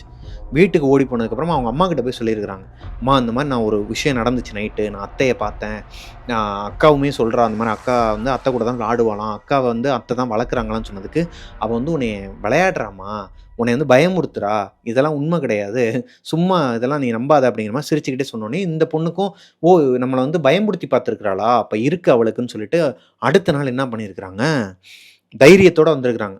இவன் என்னடா நம்மளை பயமுறுத்துறது, அந்த ரூமில் போய் நான் தனியாகவே படுத்து தூங்குறேன்னு சொல்லிட்டு பொண்ணு தைரியமாக போய் படுத்து தூங்க ஒரு 2 நிமிஷம் இந்த பொண்ணு ஆழ்ந்த தூக்கத்துக்கு லைட்டாக அப்படியே போகுது. இந்த பொண்ணோட முடியை வந்து யாரோ கோதி விட்டுருக்குறாங்க, ஒரு மாதிரி கோதி விட்டோன்னையும் இவங்க அக்கா தான் வந்துட்டாங்க போல், இல்லை இவங்க பாட்டி தான் இருப்பாங்க போல் அப்படின்னு சொல்லிட்டு ஒரு 2 நிமிஷம் கழித்து அதே ஒரு மூச்சு காத்து, தூங்குடா செல்லம் தூங்கு, ஒன்றும் இல்லைன்னு சொல்லிட்டு அந்த வாய்ஸ் கேட்டோன்னே டக்குன்னு முழிச்சு பார்த்தா அவங்க அத்தை இந்த பொண்ணுக்கு பக்கத்தில் உட்காந்து முடியை கோதி விட்டுட்டு தட்டி கொடுத்துக்கிட்டு இருக்கிறாங்க, தூங்குடா செல்லம்னு சொல்லிட்டு. இந்த பொண்ணுக்கு என்ன சொல்லனே தெரியாமல் ஒரு மாதிரி பயத்தில் இவங்க அக்கா சொன்ன ஞாபகம் வருது, அவங்க வந்து குட் சோல் தான், எதுவும் பண்ண மாட்டாங்க, அவங்க உனக்கு பாதுகாப்பாக இருப்பாங்க, உனக்கு தேவையானதெல்லாம் வந்துட்டு அவங்க வெளியே ஆபத்து வராமல் பார்த்துப்பாங்க அப்படிங்கிற மாதிரிலாம் சொல்லியிருக்கிறாங்க. இருந்தாலும் இந்த பொண்ணால் ஏற்றுக்க முடியலை. வளர்மதிக்கு வந்து அவங்க அத்தையை பார்த்த உடனேயுமே ஒரு மாதிரி பயந்து மயக்க நிலைக்கே போயிடுறாங்க. இப்போது ஒரு மணி நேரம் கழித்து அவங்க அக்கா ரூம்குள்ளே வராங்க. இந்த பொண்ணு அப்போ எந்திரிக்குது, டக்குன்னு சத்தம் கேட்டு எந்திரிச்சிருக்கிறாங்க. ஒரு மாதிரி பயந்து ஒரு மாதிரி அலறி இருக்கிறாங்க. இரு என்ன அத்தையை பார்த்தியா? ஆமாம் நான் பார்த்தேன், ஆனால் அவங்க எதுவுமே பண்ணல, என்னை தட்டி தூங்க வச்சாங்கன்னு நான் தான் சொன்னேன்ல அவங்க குட் சோல்னு சொல்லிட்டு, நீ தான் நம்ப மாட்டேங்கிற அப்படின்னா. இப்போ இந்த பொண்ணு பயந்துட்டு ஒரு மாதிரி அலறி அடிச்சுட்டு வெளியே ஓடி வரும்போது அவங்க கசின் வந்துடுறாங்க. அதான் சின்ன வயசில் லட்சுமி அவங்க இறக்கும்போது ஒரு குட்டி பையன் தான் இல்லையா, இப்போ கொஞ்சம் வளர்ந்துட்டான், ஸ்கூல் படிச்சுட்டு இருக்கிறான். அந்த பையன் வரான் மேலே வீட்டுக்கு வாசலில் வரும்போது, எங்கடி போகிற அப்படின்னு சொல்லி கேட்கும்போது, இல்லை சரி வா நான் உங்ககிட்ட ஒரு விஷயம் சொல்கிறேன், நீ யார்ட்டையும் சொல்லக்கூடாதுன்னு சொல்லிட்டு அந்த பொண்ணு ஒரு விஷயத்த சொல்லுது. அந்த மாதிரி லட்சுமி அத்தையை நான் பார்த்தேன், இந்த நடந்த எல்லா விஷயத்தையும் சொன்னோன்னே அந்த பையன் அழுக ஆரம்பிக்கிறான். சாரி நீ வந்து பயப்படுவேன்னு தெரிஞ்சால் நான் சொல்லியிருக்க மாட்டேன், இல்லை நான் அதுக்காண்டி அழுகலை, நானும் பார்த்தேன் அப்படின்னு. நீயும் பார்த்தியா எப்போன்னு சொல்லி கேட்கும்போது, லக்ஷ்மி அவங்க வந்து தூக்கு போட்டு இறந்த அன்னைக்கு எல்லாருமே சுடுகாட்டுக்கு போயிட்டாங்க. இந்த சின்ன பையனை வந்து அவங்க தாத்தா பாட்டிக்கிட்ட விட்டுட்டு, அவங்க தாத்தாவும் பாட்டியும் தான் கரராக ஒரு மாதிரி இருக்கவங்க மாத்திரை போட்டு தூங்குற நேரத்தில் இந்த பையனுக்கு மேலே ஏதோ சத்தம் கேட்குது, அழுகிற சத்தம் கேட்குதுன்னு சொல்லி வந்திருக்கிறான். மேலே வந்து பார்த்தா லட்சுமி அத்தை அழுதுட்டு இருந்தாங்க. எல்லாருமே உன்னை தூக்கிட்டு போனாங்களே சித்தி, நான் பார்த்தேன், நீ என்ன இங்கே உட்காந்துருக்குற அப்படின்னு கேட்கும்போது, இல்லை நான் யாருக்கும் தெரியாமல் இங்கே இருக்கிறேன், நீ யாருக்கிட்டையும் சொல்லாத, சித்தி இங்கே தான் இருப்பேன், நீ வந்து என் கூட விளாடு, நான் உன்னை வந்து பார்த்துக்கிறேன் சரியா, நீ அப்பா அம்மா கிட்ட யார்ட்டையுமே சொல்லாத அப்படிங்கிற மாதிரி சொல்லியிருக்கிறாங்க. அன்னையில நாள்லேருந்து இவன் வளர்ற வரைக்குமே அவங்க சித்தி கூட தான் வந்து விளாடுவானாம் இந்த வீட்டுக்கு வந்தா. ஒரு கட்டத்துக்கு மேலே இந்த பையனுக்கு வந்து விவரம் தெரிய ஆரம்பிச்சோடனையும் அவங்க சித்தி இறந்துட்டாங்கங்கிறத அனலைஸ் பண்ணதுக்கப்புறமா பார்த்து பயந்துருக்கிறான். அப்போ அவங்க சித்தி அழுதுருக்குறாங்க. என்னைய பார்த்து இப்படிலாம் அழுகாத, நான் வந்து உங்களெல்லாம் விட்டு போக மாட்டேன், இங்கே தான் இருப்பேன், ஆனால் யாருக்கும் நான் கேடு விளைவிக்க மாட்டேன், இங்கே தான் இருப்பேங்கிற மாதிரிலாம் பேசியிருக்கேன். இது இந்த பொண்ணு கேட்டதுக்கப்புறமா இன்னும் பயங்கரமாக ஒரு தூக்கி போட்டிருக்கு அந்த பொண்ணுக்கு. என்னடா சொல்கிறீங்க, பார்க்குறவன்லாம் வந்துட்டு அத்தையை பார்த்தேன் சித்தியை பார்த்தேன்னா அந்த பாவம் அந்த குழந்தை என்ன பண்ணும், ஒரு 7 வயசு குழந்தை. ஸோ அது அங்கேருந்து மறுபடியும் கிளம்பி ஓடி இருக்குதுங்க வீட்டுக்கே. இதையும் போய் அவங்க அம்மா கிட்ட சொல்லியிருக்குது. அதுக்கும் அவங்க அம்மா கொஞ்சம் கூட அசராம, ஏன்னா அவங்க அம்மா தான் சீனியர் ஆச்சே. இந்த பொண்ணுக்கு முன்னாடியே அவங்க தான் மாசமா இருக்கும்போதே உணர்ந்துட்டாங்களா அந்த வீட்ல அவங்க குழந்தைகள பார்த்துருக்குறாங்க. அவங்க தான் அவங்கள காப்பாத்திருக்கிறாங்க சில விஷயங்கள்ன்னு. இப்பயும் அது கற்பனை தாம்மா, உன்னைய பயமுறுத்துறாங்க. நீ வந்து இதெல்லாம் நீ கண்டுக்காத அப்படிங்கிற மாரி சொல்லியிருக்கிறாங்க. எம்மா நான் லைவா பார்த்தேம்மா, என் பக்கத்துல தாம்மா இருந்தாங்க அப்படின்னா, பார்த்தேன்னா விடு, எதுக்கு அத போய் பெருசா சொல்லிட்டு இருக்கங்கிற மாரி சொல்லியிருக்கிறாங்க. அப்பதான் இந்த பொண்ணுக்கு கொஞ்சம் புரிஞ்சிருக்கு. இப்படியே கொஞ்ச நாள் கழியுதுங்க. எல்லாருமே பெரிய பசங்களாகுறாங்க. வளர்மதி வந்து ஸ்கூல் ஒரு 10த் படிக்கிறாங்க. 2010ல அவங்க 10த் படிச்சுட்டு இருக்கிறாங்க. அவங்களோட கசின் அந்த பையன் இருக்கிறான் இல்லையா, அவன் வந்து காலேஜ் படிச்சுட்டு இருக்கிறாப்புல. இவங்க அக்காவுமே வந்து காலேஜ் 2ண்ட் இயர் எம்பிபிஎஸ் தான் படிக்கிறாங்க. 2ண்ட் இயர் படிச்சுட்டு இருக்கிறாங்க. இதுக்கு நடுவுல அந்த வீட்ல வந்து ஏகப்பட்ட சம்பவம் நடந்திருக்குதுங்க. என்னன்னா, கீழ் வீட்ல வாடகைக்கு விட்டுருக்காங்கன்னு சொன்னேன் இல்லையா, வளர்மதியோட அக்கா கூட படிக்கிற ஒரு ஸ்கூல் மேட் கீழ இருக்கிறாங்க. அவங்க தான் வந்து கீழ வாடகைக்கு இருக்கிறாங்க. அவங்க என்ன பண்றாங்கன்னா, இத நம்ப மாட்றாங்க. அந்த பொண்ணு, கூட படிக்கிற பொண்ணு. இவங்க போய் சொல்லியிருக்கிறாங்க, "எங்க அத்தை கூடலாம் பேசுவேன். இந்த மாரி ஸ்ப்ரெட் இருக்கிறாங்க. அவங்க கூட நீ பேசுறியா?" அப்படிங்கும்போது, "இதெல்லாம் நம்புற மாரியா இருக்குன்னு" சொல்லிட்டு கலாய்ச்சிருக்கிறாங்க. இதனால வந்து அந்த பொண்ணு வந்து நைட்டு முழுக்க அந்த ரூம்ல உட்காந்து அழுதத அவங்க அத்தை வந்து கேட்டுருக்காங்க. எதனால அழுகுறேன்னா, "இல்ல இந்த மாரி நம்ப மாட்றா என் ஃப்ரெண்டு. கீழ வந்து சொன்னேன். அவ தான் கீழ் வீட்ல இருக்காங்கல்ல, அவங்க தான் அத்தை. நான் என் கூட படிக்கிறா. அவகிட்ட சொன்னா நம்ப மாட்டேங்கிறான்னோனையும், ஒரு மாரி என்னைய கேலி பண்ணிட்டா" அப்படின்னு சொல்லி அழுதுருக்கிறாங்க. அன்னைக்கு நைட்டு கீழ் வீட்ல போய் கதவு டமு டமு டமு டமு டமு டமுன்னு தட்டுற சத்தம். பாத்ரூம்ல உள்ள வந்து டேப்ப யாரோ ஓப்பன் பண்ணி விட்டு நைட்டு முழுக்க தண்ணி வெளிய போறது. அவங்க அப்பா தூங்கிட்டு இருக்கும்போது அவங்க கால பிடிச்சு இழுக்கிறது. இந்த மாரி நெறையா அமானுஷ்யமான விஷயங்கள்லாம் நடந்திருக்கு கீழ் வீட்ல. ஸோ அடுத்த நாள் வந்து ஒரு 2 நாள் இதே மாரியே நடந்துட்டு இருந்தோனே, 3வது நாள் அவங்க மேல வந்து இந்த வீட்ல ஏதோ பேய் இருக்கு. ஏமாத்தி எங்களுக்கு வாடகைக்கு விட்டீங்களா? ஏன்னா அந்த பொண்ணு சொல்லிருது. என் ஃப்ரெண்டு சொன்னாப்பா மேல பேய் இருக்கு. அவங்க அத்தை வந்து உயிரோட இருக்கிறாங்களான்னு சொல்லி சொன்னோனேயும், பேய வச்சுக்கிட்டு எனக்கு வாடகைக்கு விடுறியான்னு சொல்லிட்டு சண்டை போட்டுட்டு அவங்க எல்லாருமே வீட்ட விட்டு காலி பண்ணி போம்போது, அவங்க அந்த கீழ் வீட்ல இருக்கிற அந்த பொண்ணோட அப்பா மட்டும் தனியா டிராக்டர் வச்சிருப்பாராம். அதுல போயிட்டு இருந்தப்போ, முன்னாடி தான் அவங்க லாரில வந்து எல்லா திங்ஸையும் ஏத்திட்டு முன்னாடி லாரி போயிருக்குது. இவங்க வந்து பின்னாடியே இந்த டிராக்டர்ல வந்திருக்கிறாரு. ஒரு பெரிய லாரி வேகமா வந்து இடிச்சு ஆக்சிடென்ட்ல அங்கனயே ஸ்பாட் அவுட்டுங்க அவரு. வீட்ட விட்டு தாண்டி ஒரு ஒரு 500 மீட்டர் டிஸ்டன்ஸ் கூட இருக்காதாம். அதிலேயே அவர் காலி. இப்போ இந்த சம்பவத்த எல்லாத்தையுமே மேல இருந்து வளர்மதியும், அவங்களோட அக்காவும் பார்த்துக்கிட்டு இருக்கிறாங்க. ஏன்னா, இவங்க வீட்ல வந்து இந்த மாரி ஒரு பிரச்சனை நடக்குது. கீழ வந்து ஏதோ அமானுஷ்யமா இருக்கு அப்படின்னு தெரிஞ்ச உடனேயுமே அவங்க அக்கா வந்து சொல்லியிருக்கிறாங்க, "நான் தான் அத்தைகிட்ட சொன்னேன். பாத்தியா அத்தை வந்து நம்ப வச்சுட்டாங்க. ஆனா எனக்கு ஒரு மன வருத்தம் இருக்கு. அத்தை வந்து இந்த அளவுக்கு உங்கள பயமுறுத்தி வீட்ட விட்டே ஓட வைப்பாங்கன்னு நான் நினைக்கல. நினைச்சு கூட பார்க்கல" அப்படின்னு சொல்லிட்டு இருக்கும்போதே, டிராக்டர்ல போன அந்த அங்கிள் வந்து ஆக்சிடென்ட்ல ஸ்பாட் அவுட் ஆயிடுறாரு. அப்ப அந்த பொண்ணோட மனசு எப்படி இருக்கும்? அந்த குழந்தைங்களோட மனசு எப்படி இருக்கும்? ஸோ 2 பேருமே ரொம்ப பயந்துடுறாங்க. பயந்துகிட்டு அவங்க பாட்டிகிட்ட போய் சொல்றாங்க. ஸ்டார்ட்டிங்லேருந்து எல்லாத்தையும் சொல்றாங்க. ஒண்ணு விடாம சொல்றாங்க. நடந்தது எல்லாத்தையுமே சொன்ன உடனே அவங்க பயந்துடுறாங்க. அந்த பாட்டியும் தாத்தாவும் என்ன பண்றாங்கன்னா, போய் பிண்டம் வச்சுட்டு வராங்க. பிண்டம் வச்சுட்டு வந்ததுக்கு அப்புறமா, அதாவது அவங்க செய்ய வேண்டிய அந்த காரியத்தெல்லாம் செஞ்சதுக்கு அப்புறமா, லட்சுமியோட ஆட்டம் வந்து குறையுதுங்க. அதாவது லட்சுமிங்கிற ஒரு ஆத்மாவோட கிட்டத்தட்ட 3 1/2 வருஷம் ஆகுது. 3 1/2 வருஷமா அவங்க யாரோட கண்ணுக்குமே தெரியறதும் இல்ல. அந்த வீட்ல யாரையுமே டிஸ்டர்ப் பண்றதும் இல்ல. ஆனா, கீழ் வீட்ல வந்து இப்ப யாருமே ரென்ட்டுக்கு இல்லையா? இவங்களும் யார் யாரையோ கூப்பிட்டு பார்க்குறாங்க. யார் யாரையோ கம்மியான வாடகைக்குலாம் கூப்பிடுறாங்க. யாருமே அந்த வீட்டுக்கு வரவே மாட்றாங்க. ஏன்னா, ஊர் முழுக்க ஒரு பேச்சு. அந்த வீட்ல வந்து கீழ வந்து பேய் இருக்கு. வேற வழியே இல்லாம இவங்க பாட்டியே, அதாவது சுந்தரத்தோட அப்பா அம்மாவே கீழ் வீட்டுக்கு வந்துடுறாங்க. ஷிஃப்ட் ஆயிடுறாங்க. மேல இருந்து கீழ ஷிஃப்ட் ஆயிடுறாங்க. கீழ் வீட்டுக்கு ஷிஃப்ட் ஆனவங்க சும்மா இருக்கிறாங்களா? அகைன் மேல் போர்ஷன வந்துட்டு வாடகைக்கு விடுறாங்க. வெளியூர்ல இருந்து புதுசா வந்த ஒருத்தவங்களுக்கு, அதாவது இவங்களோட சொந்தக்காரங்களே ஒருத்தவங்க, நம்ம வீடு வந்து மேல வாடகைக்கு நாங்க எடுத்துக்கட்டுமா அப்படின்னு கேட்டதுக்கு, "நீ இருப்பா, குடுக்கறத குடுன்னு" சொல்லிட்டு கம்மியான வாடகைக்கு அவங்க எவ்வளவு குடுக்குறாங்களோ வாங்கிப்பாங்களாம். அந்த மாரி விட்டுருக்காங்க மேல் போர்ஷன். அந்த காலகட்டத்துல இந்த ஸ்டோரிய நமக்கு அனுப்புன வளர்மதிக்கு 13 வயசு ஆகுதாங்க. அவங்க அக்கா வந்து 12th எக்ஸாம் எழுத போறாங்க. அந்த ஏஜ்ல இருக்கிறாங்க. அவங்க கசின் இருக்காரு இல்லையா, சின்ன வயசுல அவங்க அத்தைய பார்த்தவரு. அவரு வந்து காலேஜ் படிச்சுட்டு இருக்கிறாராம். இவங்க சும்மா இருக்காம, அந்த கசின் வந்து என்ன சொல்லியிருக்கிறாருன்னா, "ஓஜா போர்டு விளாடலாமா? வீட்ல யாருமே இல்ல. தாத்தா, பாட்டி இல்லாத நேரத்தில, ஓஜா போர்டு விளாடலாம். ஓஜா போர்டு விளாண்டு நம்ம அத்தைய கூப்பிடலாமா? அத்தைகிட்ட பேசலாமான்னு" சொல்லி விளையாட்டுத்தனமா கேட்க, இவங்க 2 பேரும், "ஆமா, ரொம்ப வருஷம் ஆச்சு அவங்கள பார்த்து. வந்துட்டாங்கன்னா உடனே போயிருவாங்கல்ல. சரி நம்ம கூப்பிடுவோம், பேசலாம்" அப்படின்னு சொல்லிட்டு ஒரு ஆர்வத்தில 3 பேரும் உட்கார்ந்து ஓஜா போர்டு விளாட ஆரம்பிச்சிருக்கிறாங்கங்க வீட்ல. இப்போ தான் இந்த 3 குழந்தைங்களுமே அவங்க அத்தைய ஒரே நேரத்தில 3 பேரும் பார்க்குறாங்க. அதாவது தனித்தனியா பார்த்துட்டு இருந்தவங்க 3 பேரும் ஒரே நேரத்தில ஒண்ணா பார்க்குறாங்க. அவங்க அத்தையோட ஆவி வந்திருக்கு. லக்ஷ்மியோட ஆவி வந்திருக்குது. அவங்க வந்து செம்மையா அழுதுகிட்டு ஒரு மாரி ரொம்ப அழுதுருக்கிறாங்க.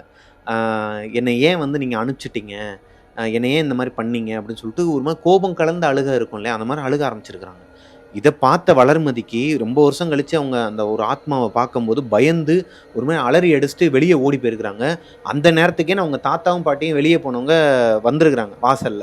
"ஏன்டி இப்படி ஓடிக்கிட்டு இருக்கிற?" அப்படின்னு சொல்லி கேட்கும்போது, இந்த பொண்ணு எல்லாத்தையும் சொல்லிடுறாங்க. "இந்த மாரி நாங்க ஓஜா போர்டு விளாண்டோம் பாட்டி. அதுல வந்து அத்தை வந்திருக்காங்க. உள்ள தான் பேசிட்டு இருக்காங்க. அவங்கள பார்த்தோனேயும் ரொம்ப வருஷம் கழிச்சு பார்க்குறேன்ல, அதான் எனக்கு ஒரு மாரி தூக்கி போட்டுருச்சு. அதான் ஓடி வந்துட்டேன் நானு" அப்படின்னு சொல்லி சொன்ன உடனே அவங்க பாட்டிக்கு செம்ம கடுப்பு.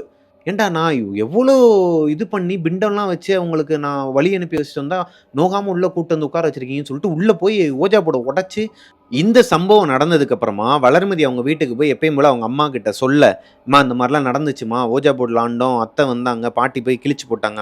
பாட்டிகிட்ட சொன்ன உடனுமே பாட்டி வந்து கிழிச்சு போட்டாங்க" அப்படின்னு இந்த விஷயத்தெல்லாம் சொன்னதுக்கப்புறம், "இதுக்கப்புறம் நீ வந்து பாட்டி வீட்டுக்கே போகாத தாயின்னு" சொல்லிட்டு வளர்மதிய வந்து அவங்க வீட்டிலேயே வச்சுக்கிறாங்க. இவங்களும் அவங்க பாட்டி வீட்டுக்கே போகல, இந்த சம்பவத்துக்கு அப்புறமா. ஆனா, இந்த சம்பவம் நடந்ததுக்கு அப்புறமா 3 வருஷத்துக்கு முன்னாடி லக்ஷ்மி இருந்த லக்ஷ்மிய இப்ப மறுபடியும் இவங்க உசுப்பி விட்ட காரணத்தினால, மேல் போர்ஷன்ல ஆல்ரெடி வாடகைக்கு இருக்கிற இவங்களோட சொந்தக்காரங்கள அவங்க டிஸ்டர்ப் பண்ண ஆரம்பிக்கிறாங்க. நைட் ஆனா அந்த அவங்க தூக்கு போட்டு இறந்த அந்த ரூம்ல வந்து அழுகை சத்தம் கேட்குமாம். கிட்டக்க போய் பார்த்தா யாரோ ஒரு கருப்பு உருவம் உட்காந்து அழுதுகிட்டே இருக்கிற மாரி இருக்குமாம். ஒரு பொண்ணோட உருவம் வந்து அழுதுகிட்டு இருக்கிற மாரி அவங்க எல்லாருமே பார்த்துருக்குறாங்க அவங்க வீட்ல. அவங்க வீட்ல 2 குழந்தைங்க இருந்திருக்கிறாங்க. அந்த குழந்தைங்களுக்கு வந்து விடாம ஜுரம். ஒரு மாரி உடம்ப படுத்த படுக்கையா போடுறது. ரொம்ப ஒரு மாரி மரணத்த எட்டிட்டு வந்த சூழ்நிலைன்னு சொல்லுவாங்க இல்லையா? அந்த நிலைமைக்கு தள்ளப்படுறாங்க. ஸோ அவங்களும் இந்த வீட்ட விட்டு காலி பண்றாங்க. அதுவும் செம்ம கடுப்புல. "நீங்க பேய் வீட்ட வந்து எனக்கு வாடகைக்கு விட்டுருக்கியா? சொந்தக்காரங்களா இருந்தாலும் ஒரு மொற வேணாமா? நீ சொல்லியிருக்க வேணாமா? இந்த மாரிலாம் இருக்குன்னு சொன்னா நாங்க வந்திருக்க மாட்டோம்ல. என்ன அர்த்தத்தில இந்த மாரிலாம் பண்ணிட்டு இருக்க? உன் மூஞ்சிலயும் முழிக்க மாட்டேன்னு" சொல்லிட்டு சண்ட போட்டுட்டு அவங்க எல்லாருமே கிளம்பி போயிருக்கிறாங்க அந்த வீட்ட விட்டு. 3 நாளைக்கு அப்புறமா அந்த மேல் வீட்ல காலி பண்ணிட்டு போனார் இல்லையா? ஹார்ட் அட்டாக்ல இறந்துடுறாரு. அவரு இறந்துட்டாருங்கிற விஷயத்த இவங்க பாட்டியும், தாத்தாவும் இந்த குழந்தைங்க கிட்ட இருந்து மறைச்சிருக்கிறாங்க. ஏன்னா சொன்னா இன்னும் இந்த குழந்தைங்க பயந்துருவாங்க அப்படிங்கிறதுனால அத சொல்லாமயே விட்டுருக்கிறாங்க. ஆஃப்டர் ஒரு 1 இயர்க்கு அப்புறமா இவங்க அந்த பேய் வீட்டிலேயே வாழ ஆரம்பிச்சுட்டாங்க. அதாவது அவங்க லக்ஷ்மி கூடயே வந்து வாழ ஆரம்பிச்சுட்டாங்க. எதனா சவுண்டு கேட்டா கூட "லக்ஷ்மி கத்தாத, லக்ஷ்மி அமைதியா இரு, லக்ஷ்மி இத பண்ணாத, அத பண்ணாதன்னு" சொல்லி அந்த அந்த ஆத்மா கூட இந்த வீட்ல இருக்கவங்க எல்லாருமே வாழ பழகிட்டாங்க. அந்த கசினா இருக்கட்டும், பாட்டியா இருக்கட்டும், தாத்தாவா இருக்கட்டும், இவங்க இந்த வளர்மதியா இருக்கட்டும், அவங்க அக்காவா இருக்கட்டும், எல்லாருமே அந்த ஆத்மா கூட வாழ பழகிட்டாங்க. கொஞ்ச நாட்கள் அப்படியே கழியுது. அவங்க தாத்தா இருக்கார் இல்லையா? சுந்தரம் அவரோட அப்பாவுக்கு கேன்சர் டயக்னோஸ் பண்றாங்க. அவருக்கு இன்னும் ஒரு கொஞ்ச நாள்ல அவர் இறக்க போறாரு அப்படிங்கிற ஒரு சூழ்நிலை வருது. அந்த டைம்லயும் உங்க அத்தை வந்து உட்கார்ந்து அழுதுட்டு இருந்திருக்கிறாங்க. இந்த குழந்தைங்க கிட்ட 3 பேர்கிட்டயுமே. 1 இயர்ல அவங்க அப்பாவும் இறந்து போயிடுறாரு. அதாவது லக்ஷ்மியோட அப்பா, இந்த வளர்மதியோட தாத்தா இறந்து போயிடுறாரு. அவங்க தாத்தா இறந்து 1 வாரத்துக்கு அப்புறமா காரியம்லாம் முடிஞ்சு வந்த கெஸ்ட் எல்லாருமே, அதாவது சொந்தக்காரங்க எல்லாருமே கிளம்பி போயிடுறாங்க. வளர்மதியோட அப்பா என்ன சொல்றாருன்னா, "பாட்டி மட்டும் தனியா இருப்பாங்கம்மா. நீ வந்து கூட இரு" அப்படின்னு சொல்லி அவங்க பாட்டி கூட விட்டுட்டு போயிடுறாங்க வளர்மதிய. ஏன்னா வளர்மதியோட அக்காக்கு அடுத்த நாள் எக்ஸாம்ங்கிறனால அவங்க அப்பா கூட்டு போயிடுறாரு. "நீ இன்னைக்கு ஒரு நாள் என் கூட வந்து தங்கிக்கம்மா. அங்க அம்மா கூட வந்து தங்கிக்கோ" அப்படின்னு சொல்லிட்டு. அம்மா தனியா இருப்பாங்க. ஏன்னா அம்மா கூட வந்து வளர்மதி இருப்பாங்க. இப்போ வளர்மதி இல்லாத இடத்துல நீ ஒரு நாள் மட்டும் அங்க வந்து தங்குன்னு சொல்லிட்டு அவங்க அக்காவ கூட்டிட்டு அவங்க அப்பா போயிடுறாரு வீட்டுக்கு. இப்போ அன்னைக்கு நைட்டு வளர்மதியும் உங்க பாட்டியும் மட்டும் தான் அவங்க வீட்ல, அந்த லக்ஷ்மி இருக்கிற வீட்ல தனியா தங்குறாங்க. வீட்ல இருக்கும்போது ஈவினிங் ஒரு 4, 4:30க்குள்ள ஒரு கருப்பு உருவம் வந்து உட்கார்ந்திருக்குது. எங்கன்னா சோஃபால. ஹால்ல சோஃபால உட்கார்ந்திருக்குது. அத வளர்மதி நோட் பண்ணிடுறாங்க. பார்த்தோனமே அவங்களுக்கு ஒரு மாரி பக்குன்னு ஆகுது. ஏன்னா அவங்க அத்தை வந்து கீழ வரமாட்டாங்க. மேல தானே இருக்கிறாங்க. எப்பயுமே மேல தான் இருந்திருக்கிறாங்க. கீழ எப்படி வந்தாங்க? இங்க வந்து ஏன் சோஃபால உட்கார்ந்திருக்கிறாங்கன்னு சொல்லி பயந்துட்டு அவங்க அக்காக்கு கால் பண்ணியிருக்கிறாங்க. இல்லடி, அது வந்து லட்சுமி அத்தை கிடையாது. தாத்தா. தாத்தா வந்து ரொம்ப ஆங்கிரியா இருக்கிறாரு. அவர்கிட்ட வந்து நீ எதுவும் பேசாத, எதுவும் இது பண்ணாத, கண்டுக்காத. நீ பாட்டுக்கு போய் பாட்டிய கட்டிப்பிடிச்சு தூங்கிரு. அதான் பெஸ்ட் வழி அப்படின்னு சொல்லிட்டு பேசிட்டு இருக்கும்போதே கட் பண்ணிருச்சான் அந்த பிள்ளை. இப்போ வளர்மதிக்கு ஒரே பயம். உடனே அவங்க கசினுக்கு ஃபோன் பண்றாங்க. கசினுக்கு ஃபோன் பண்ணா அவர் சொல்றாரு அவங்க தாத்தா இறந்து சுடுகாட்டுல போய் அவரோட பாடியை அடக்கம் பண்ணிட்டு வர வழியில கார் ஓட்டிக்கிட்டு இருக்கும்போது அந்த கண்ணாடியில பார்த்தா பின்னாடி சீட்ல வந்து யாரோ ஒரு கருப்பு உருவம் உட்கார்ந்து இருந்திருக்குது. ஒரு மாதிரி கோபமா உட்காந்துருக்கிற மாதிரி மூச்சுலாம் ஒரு மாதிரி பயங்கரமா விட்டுட்டு இருந்தது. நான் என்ன பண்ணேன்னா சிவன் கோயிலுக்குள்ள வண்டியை விட்டுட்டேன். வண்டியை விட்டுட்டு உள்ள போயிட்டு நான் கொஞ்ச நேரம் உட்காந்துட்டு அதுக்கப்புறம் தான் வந்தேன். அந்த கருப்பு உருவம் தான் அங்கேயும் வந்திருக்கும்னு நினைக்கிறேன். நீ என்ன பண்ண அந்த வீட்டில் இருக்காத. பாட்டியை கூப்பிட்டுட்டு நீயும் பாட்டியும் உங்க வீட்டுக்கு போயிருங்க. உங்க வீட்டில் போயிட்டீங்கன்னா கொஞ்சம் சேஃபா இருந்துக்கோங்க அப்படிங்கிற மாதிரி சொல்லியிருக்கிறாரு. இப்போ வளர்மதி அவங்க அம்மாவுக்கு ஃபோன் பண்றாங்க. நடந்தது எல்லாத்தையும் சொல்றாங்க. அவங்க கசின் சொன்ன விஷயம் எல்லாத்தையுமே சொல்லும்போது, ஹே அதெல்லாம் ஒண்ணு இல்லடி பிரம்மடி, நீ ஏன் இன்னும் அதுக்குள்ளேயே இருக்குன்னு சொல்லிட்டு அவங்களும் போனை கட் பண்ணிடுறாங்க. இப்போ வளர்மதியும் உங்க பாட்டியும் நைட்டு தனியா தூங்க போறாங்க. ஹாலில் ஒரு இரும்பு கட்டில் போட்டு அவங்க பாட்டி மேலே படுத்து தூங்க போறாங்க. கீழே வந்து வளர்மதி படுத்து ஒரு பெட்ஷீட்டை விரிச்சு கீழே படுத்து தூங்க போறாங்க. வளர்மதியால மறக்கவே முடியாத ஒரு சம்பவமா அன்னைக்கு நைட்டு. அது மட்டும் இல்லாமல் இது சொல்லும் போதே அவங்க என்ஷன் பண்ணியிருப்பாங்க. வளர்மதியோட தாத்தா இறந்த துக்கத்தினால அவங்க பாட்டிக்கு தூக்கம் வரல, ஒரு மாதிரி ரொம்ப டிஸ்டர்பன்ஸாக இருக்கிறாங்க, டிஸ்டர்ப் ஆகுறாங்கன்னு சொல்லிட்டு அவங்களுக்கு ஸ்லீப்பிங் டோஸ் கொடுத்துருக்குறாங்க. ஸ்லீப்பிங் டோஸ் கொடுத்தனால அவங்க பாட்டி நல்லா படுத்து தூங்கிட்டு இருக்கிறாங்க அந்த இரும்பு கட்டிலில். நைட்டு ஒரு 11 மணி இருக்குங்க. பாட்டி நல்லா தூங்கிட்டு இருக்கிறாங்க. வளர்மதியும் தூங்கிட்டு தான் இருக்கிறாங்க. அரை தூக்கத்தில் இருக்கிறாங்க. அவங்க ஹாலில் ஒரு பாத்ரூம் இருக்குமா. அந்த பாத்ரூமில் யாரோ யூஸ் பண்ணுற சவுண்ட் கேட்டிருக்கு. பாத்ரூமில் ஏதோ சத்தம் கேட்டிருக்கு. இந்த பொண்ணு லைட்டாக டிஸ்டர்ப் ஆகி எந்திரிக்க ட்ரை பண்ணியிருக்கிறாங்க. பாட்டி தான் பாத்ரூம் போயிருப்பாங்க சரின்னு சொல்லிட்டு திரும்பி படுத்து தூங்கி இருக்கிறாங்க. மறுபடியும் கொஞ்ச நேரத்திலேயே வாட்டர் டேப் ஓப்பன் பண்ண சவுண்டு கேட்டிருக்கு. அதே நேரத்தில் ஃப்ளஷ் பண்ணுற சவுண்டு கேட்டிருக்கு. இப்போது வளர்மதிக்கு கொஞ்சம் டவுட் ஆகுது. என்னடா இது பாட்டி அப்போவே பாத்ரூமில் சத்தம் கேட்டுச்சு, 5 நிமிஷத்துக்கு மேலே ஆகுது, இன்னுமா பாட்டி உள்ள என்ன பண்ணுதுன்னு சொல்லிட்டு ஒரு மாதிரி மைண்டில் ஓடிக்கிட்டே இங்கிட்டு மறுபடியும் திரும்பி படுக்க போகிற நேரத்தில் மேலே இரும்பு கட்டிலேருந்து ஒரு சத்தம், கொரட்டை சவுண்டு. அவங்க பாட்டி வளர்மதியோட பாட்டி வந்து நல்லா தூங்கி கொரட்டை விட்டுட்டு இருக்கிறாங்க. அப்போ தான் இந்த பொண்ணு கண்ணை முழிச்சு பார்க்குறாங்க. இவங்க பாட்டி இங்கே தான் இருக்கிறாங்க. அப்போ பாத்ரூமில் யார் இருக்கா? இப்போ அந்த பொண்ணு பயத்தில் கண்ணை நல்லா இருக்க முடிக்கிட்டு போர்வையை கொட்டி ஒரு மாதிரி நடுங்கிக்கிட்டு இருக்கிறாங்க. ஏன்னா எல்லாமே அமானுஷ்யமாக இருக்குது அன்னைக்கு நைட் அவங்க வீட்டில். இப்போ வளர்மதிக்கு போய் அந்த பாத்ரூமில் யார் இருக்காங்கங்கிறத பார்க்கணும், ஒருவேளை அத்தையோட வேலையாக இருக்குமான்னு சொல்லிட்டு லக்ஷ்மி அத்தை அப்படின்னு சொல்லிட்டு ஒரு மாதிரி சவுண்டு கொடுத்துக்கிட்டே இருக்கிறாங்க. பார்த்தா எந்த ரெஸ்பான்ஸுமே இல்லை. ரொம்ப பயமான உடனே ஒரு மாதிரி வேர்த்து கொட்டி ஒரு மாதிரி ஷிவரிங்காக இருக்குது கையெல்லாம்.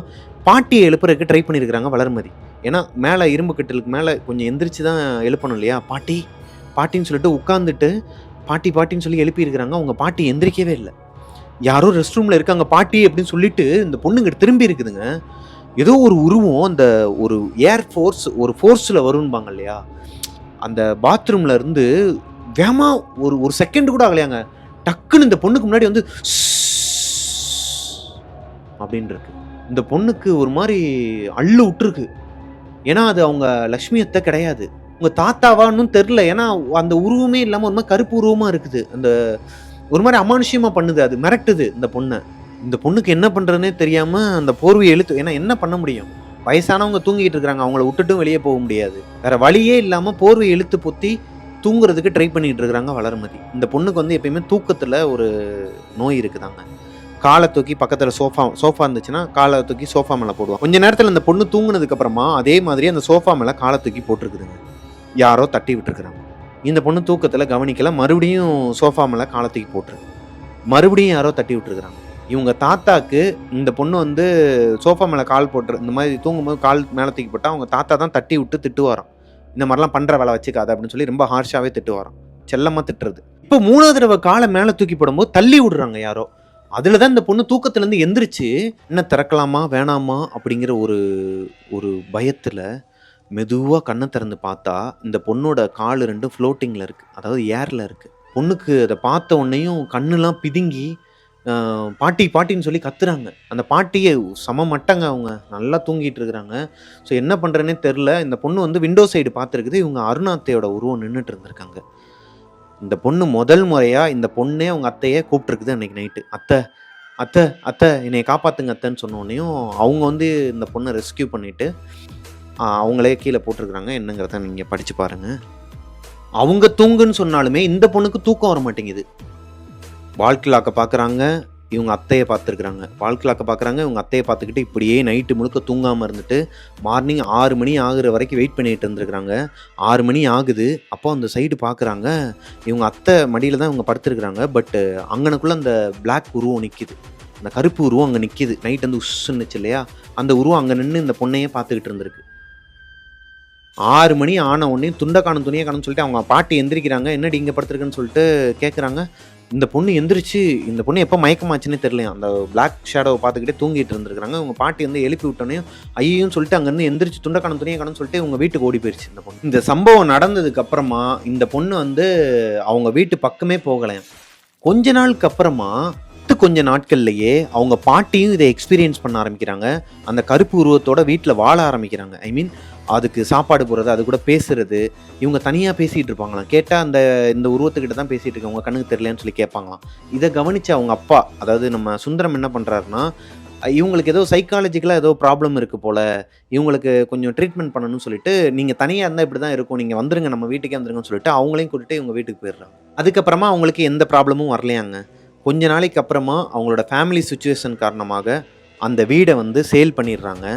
சேல் பண்ணதுக்கப்புறமா இந்த பொண்ணு அந்த ஏரியா பக்கமே போகிறதே கிடையாதான். ஏரியா பக்கமே போகிறது கிடையாதான். ஆனால் அந்த வீட்டை வாங்கினாங்க இல்லையா, அவங்க சொல்லுவாங்களாம், ஏதோ ஒரு பிளாக் ஷேடோ வந்து இந்த வீட்டில் இருக்குது, நாங்கள் அப்பப்போ பார்த்துக்கிட்டு இருக்கோம் அப்படிங்கிற மாதிரி அந்த ஏரியாவே பேச ஆரம்பிச்சிருக்கு. இந்த வீட்டில் என்ன நடந்துச்சோ அதே ப்ராப்ளம் இன்னும் கண்டினியூ ஆகிட்டு தான் இருந்திருக்கு அந்த ஏரியாவில் இப்போ வரைக்கும்.